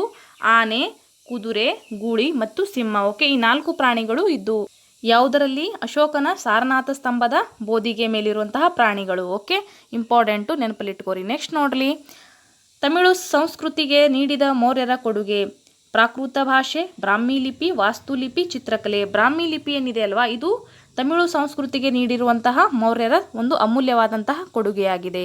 ನೆಕ್ಸ್ಟ್ ನೋಡ್ರಿ, ಅಶೋಕನ ಪ್ರಧಾನ ಶಿಲಾಶಾಸನಗಳಲ್ಲಿ ಯಾವ ಶಿಲಾಶಾಸನಗಳು ಸಂಗಮ್ ರಾಜ್ಯಗಳ ಬಗ್ಗೆ ಪ್ರಸ್ತಾಪಿಸುತ್ತವೆ? ಯಾವ ಶಿಲಾಶಾಸನಗಳು? 1 ಮತ್ತು 10ನೇ ಶಾಸನ, 1 ಮತ್ತು 11ನೇ ಶಾಸನ, 2 ಮತ್ತು 13ನೇ ಶಾಸನ, 2 ಮತ್ತು 14ನೇ ಶಾಸನ. ಯಾವ ಶಾಸನ? ಆನ್ಸರ್ ನೋಡೋಣ. ಆಪ್ಷನ್ 2 ಮತ್ತು 13ನೇ ಶಾಸನದಲ್ಲಿ ಏನಾಗತ್ತಪ್ಪ ಅಂತಂದರೆ ಸಂಗಮ್ ಸಾಹಿತ್ಯದ ಬಗ್ಗೆ ಪ್ರಸ್ತಾಪನೆಯನ್ನು ಮಾಡಲಾಗಿದೆ. ಓಕೆ, ಈ ಶಾಸನಗಳು ಯಾರದ್ದು ಅಂತಂದರೆ ಅಶೋಕನ ಶಾಸನಗಳು. ನೆಕ್ಸ್ಟ್ ನೋಡ್ರಿ, ಜಂಬೂ ದ್ವೀಪ ಈ ಹೆಸರು ಕೆಳಗೆ ಕೊಟ್ಟಿರುವ ಯಾವುದರಲ್ಲಿ ಕಂಡುಬರುತ್ತದೆ? ಓಕೆ, ಅಂದರೆ ಮೊದಲಿನ ಒಂದು ಸಂಪೂರ್ಣ ಭಾರತವನ್ನು ಏನಂತ ಕರೀಲಾಗ್ತಿತ್ತು, ಜಂಬೂ ದ್ವೀಪ ಅಂತ ಕರೀಲಾಗ್ತಿತ್ತು. ಓಕೆ, ಇದು ಯಾವುದರಲ್ಲಿ ಮೆನ್ಷನ್ ಆಗಿದೆ ಅಂದರೆ ಈ ಕೆಳಗೆ ಕೊಟ್ಟಿರುವಂಥ ಯಾವ ಒಂದು ಕೃತಿಯಲ್ಲಿ ಮೆನ್ಷನ್ ಆಗಿದೆ ನೋಡೋಣ. ಮೆಗಾಸ್ತನೀಸನ ಇಂಡಿಕಾ, ಚೀನಿಯರ ಬರವಣಿಗೆಗಳು, ಹರ್ಷಚರಿತೆ, ಅಶೋಕನ ಶಾಸನಗಳು. ಈ ಪ್ರಶ್ನೆಗೆ ಸರಿಯಾದಂಥ ಉತ್ತರ ಆಪ್ಷನ್ 4 ಆಗುತ್ತೆ. ಅಶೋಕನ ಶಾಸನಗಳಲ್ಲಿ ಜಂಬೂ ದ್ವೀಪ ಭಾರತಕ್ಕೆ ಜಂಬೂ ದ್ವೀಪ ಎಂಬ ಒಂದು ಹೆಸರು ಕೊಟ್ಟಿರುವುದು ಕಂಡುಬರುತ್ತದೆ. ಎಲ್ಲಿ? ಅಶೋಕನ ಶಾಸನಗಳಲ್ಲಿ. ನೆಕ್ಸ್ಟ್ ನೋಡ್ರಿ ಮುಂದಿನ ಪ್ರಶ್ನೆ. ಅಶೋಕನ ನಂತರ ಮೌರ್ಯ ಸಾಮ್ರಾಜ್ಯದ ಅವನತಿ ಹೊಂದಿದ್ದು ಏಕೆಂದರೆ, ಯಾಕೆ ಅವನತಿ ಹೊಂದಿತ್ತು ಅಶೋಕನ ನಂತರ ನೋಡೋಣ. ಬೌದ್ಧ ಧರ್ಮಕ್ಕೆ ಅಶೋಕನ ವಿಪರೀತ ಬೆಂಬಲ, ಅಹಿಂಸಾ ತತ್ವದಿಂದ ಉಂಟಾದ ಸೈನಿಕ ದೌರ್ಬಲ್ಯ, ಅಶೋಕನ ನಂತರ ದುರ್ಬಲ ಉತ್ತರಾಧಿಕಾರಿಗಳು, ಅಧಿಕಾರ ವಿಕೇಂದ್ರೀಕರಣ. ಈ ಪ್ರಶ್ನೆಗೆ ಸರಿಯಾದಂಥ ಉತ್ತರ ಆಪ್ಷನ್ 3 ಆಗುತ್ತೆ. ಅಶೋಕನ ನಂತರ ಬಂದಂತಹ ದುರ್ಬಲ ಉತ್ತರಾಧಿಕಾರಿಗಳಿಂದ ಏನಾಯ್ತಪ್ಪ ಅಂತಂದರೆ ಒಂದು ಮಹತ್ವಪೂರ್ಣವಾದಂತಹ ಮೌರ್ಯ ಸಾಮ್ರಾಜ್ಯ ಪತನಗೊಂಡು. ಓಕೆ, ಅವನತಿ ಆಯಿತು. ಯಾರಿಂದ? ದುರ್ಬಲ ಉತ್ತರಾಧಿಕಾರಿಗಳಿಂದ. ಈ ಪ್ರಶ್ನೆಗೆ ಸರಿಯಾದಂಥ ಉತ್ತರ ಆಪ್ಷನ್ 3 ಆಗುತ್ತೆ. ನೆಕ್ಸ್ಟ್ ನೋಡ್ರಿ ಪ್ರಶ್ನೆ ಸಂಖ್ಯೆ 37 ಯಾವ ರೀತಿ ಇದೆ ಅಂತ. ಹೊಂದಿಸಿ ಬರೆಯಿರಿ ಗ್ರಂಥಕರ್ತರು ಮತ್ತು ಅವರ ಕೃತಿಗಳು. ಕೌಟಿಲ್ಯ ಅರ್ಥಶಾಸ್ತ್ರ, ಮೆಗಾಸ್ತನೀಸ್ ಇಂಡಿಕಾ, ವಿಶಾಖದತ್ತ ಮುದ್ರಾ ರಾಕ್ಷಸ, ಅಶೋಕನು ಶಿಲಾಶಾಸನಗಳ ಪಿತಾಮಹ. ಇದನ್ನು ಕೂಡ ನಾನು ಹೊಂದಿಸಿಕೊಟ್ಟಿದ್ದೀನಿ, ಇಂಪಾರ್ಟೆಂಟ್ ಇತ್ತು, ಸೊ ನಾನು ಇಲ್ಲಿ ತೊಗೊಂಬಂದಿರೋದು. ಓಕೆ, ನೆಕ್ಸ್ಟ್ ನೋಡ್ರಿ ಪ್ರಶ್ನೆ ಸಂಖ್ಯೆ 38 ಮೌರ್ಯ ಸಾಮ್ರಾಜ್ಯದ ಬಗ್ಗೆ ತಿಳಿಸುವ ಪ್ರಮುಖ ಆಕಾರಗಳು. ಇದು ಕೂಡ ಕ್ವಶನ್ಸ್ ಆಗಿದೆ ಹೇಳಿಕೆ ರೂಪದಲ್ಲಿ, ಹಾಗಾಗಿ ಇಂಪಾರ್ಟೆಂಟು. ನೋಡಿ ಯಾವ ಒಂದು ಆಕಾರಗಳು ಸಿಗ್ತವೆ ನಮಗೆ. ಮೆಗಾಸ್ತನೀಸನ ಇಂಡಿಕಾ, ಕೌಟಿಲ್ಯನ ಅರ್ಥಶಾಸ್ತ್ರ, ವಿಶಾಖದತ್ತನ ಮುದ್ರಾ ರಾಕ್ಷಸ, ದೀಪವಂಶ ಮತ್ತು ಮಹಾವಂಶ. ಇವು ಶ್ರೀಲಂಕಾದ ಬೌದ್ಧ ಸಾಹಿತ್ಯ ಕೃತಿಗಳು. ಓಕೆ, ದೀಪವಂಶ ಮತ್ತು ಮಹಾವಂಶ. ದೆನ್ ಅಶೋಕನ ಶಾಸನಗಳು. ಈ 5 ಏನಪ್ಪಾ ಅಂತಂದರೆ ಮೌರ್ಯ ಸಾಮ್ರಾಜ್ಯದ ಬಗ್ಗೆ ತಿಳಿಸುವಂತಹ ಪ್ರಮುಖ ಆಕಾರಗಳು. ಯಾವುದಾದ್ರೂ ಒಂದು ಎಕ್ಸಾಮ್ಸಲ್ಲಿ ನಿಮಗೆ ಬರವಣಿಗೆ ರೂಪದ ಒಂದು ಕ್ವಶನ್ಸ್ಗಳು ಬಂದರೆ ಈ ತರಹ ಒಂದು ಕ್ವಶನ್ಸ್ಗಳು ಬರೋಕ್ಕೆ ಸಾಧ್ಯ ಆಗ್ತದೆ. ಮೌರ್ಯ ಸಾಮ್ರಾಜ್ಯದ ಬಗ್ಗೆ ತಿಳಿಸುವಂತಹ ಪ್ರಮುಖ ಆಕಾರಗಳು ಯಾವ್ಯಾವು ಮತ್ತು ಅವುಗಳ ಬಗ್ಗೆ ವಿವರಿಸಿರಿ ಅಂತ ಕೊಟ್ಟಿದೆ. ಅದಕ್ಕೋಸ್ಕರ ನಿಮಗೆ ಈ 5 ಆಕಾರಗಳು ಕೂಡ ತುಂಬಾ ಇಂಪಾರ್ಟೆಂಟು, ನೆನಪಲ್ಲಿಟ್ಕೊಳ್ಳೋಕೆ ಸಾಧ್ಯ ಆಗಿರಬೇಕು. ಓಕೆ, ಇವು ಏನು ಮಾಡ್ತಾವಪ್ಪ ಅಂದರೆ ಕಂಪ್ಲೀಟ್ ಆಗಿ ನಮಗೆ ಮೌರ್ಯ ಸಾಮ್ರಾಜ್ಯದ ಬಗ್ಗೆ ವಿವರಣೆಯನ್ನು ಕೊಡ್ತಾವೆ. ಓಕೆ, ಇದಿಷ್ಟು ಕೂಡ ಸಂಪೂರ್ಣವಾಗಿ ನಮಗೆ ಭಾರತದ ಇತಿಹಾಸದಲ್ಲಿ ಮೌರ್ಯ ಸಾಮ್ರಾಜ್ಯದ ಬಗ್ಗೆ ನಾವು ಅಭ್ಯಾಸವನ್ನು ಮಾಡಿದ್ವಿ. ತುಂಬಾ ಇಂಪಾರ್ಟೆಂಟ್ ಆಗಿರುವಂತಹ ಪ್ರಶ್ನೆ ಉತ್ತರಗಳನ್ನು ಮಾಹಿತಿಗಳನ್ನು ನಾವು ತಿಳ್ಕೊಂಡ್ವಿ. ಓಕೆ, ಇವುಗಳು ಏನಾಗತ್ತಪ್ಪ ಅಂದರೆ ಮುಂಬರುವಂತಹ ನಿಮ್ಮ TET ಪರೀಕ್ಷೆಗೆ ಅಥವಾ ಒನ್ ಡೇ ಎಕ್ಸಾಮ್ಸಲ್ಲಿ PC ಆಗಿರ್ಬೋದು, ಗ್ರೂಪ್ ಡಿ, FDA, SDA ಪ್ರತಿಯೊಂದು ಒನ್ ಡೇ ಎಕ್ಸಾಮ್ಸ್ಗಳಲ್ಲಿಯೂ ಕೂಡ ಮತ್ತು ಅದೇ ರೀತಿಯಾಗಿ ಪ್ರತಿಷ್ಠಿತ ಎಕ್ಸಾಮ್ಸ್ಗಳಲ್ಲಿಯೂ ಕೂಡ ತುಂಬಾ ಹೆಲ್ಪ್ಫುಲ್ ಆಗ್ತವೆ ಅಂತ ಹೇಳ್ತಾ ವಿಡಿಯೋ ಮುಗಿಸ್ತಾ ಇದ್ದೀನಿ. ಇನ್ನು ನಮ್ಮ ಚಾನಲ್ಗೆ ಯಾರು ಸಬ್ಸ್ಕ್ರೈಬ್ ಮಾಡ್ಕೊಂಡಿಲ್ಲ ಸಬ್ಸ್ಕ್ರೈಬ್ ಮಾಡ್ಕೊಳ್ಳಿ, ಮತ್ತೆ ನಮ್ಮ ಚಾನಲ್ ಸಪೋರ್ಟ್ ಮಾಡ್ತಾ ಇರಿ ಅಂತ ಹೇಳ್ತಾ ವಿಡಿಯೋ ಮುಗಿಸ್ತಾ ಇದ್ದೀನಿ. Thank you.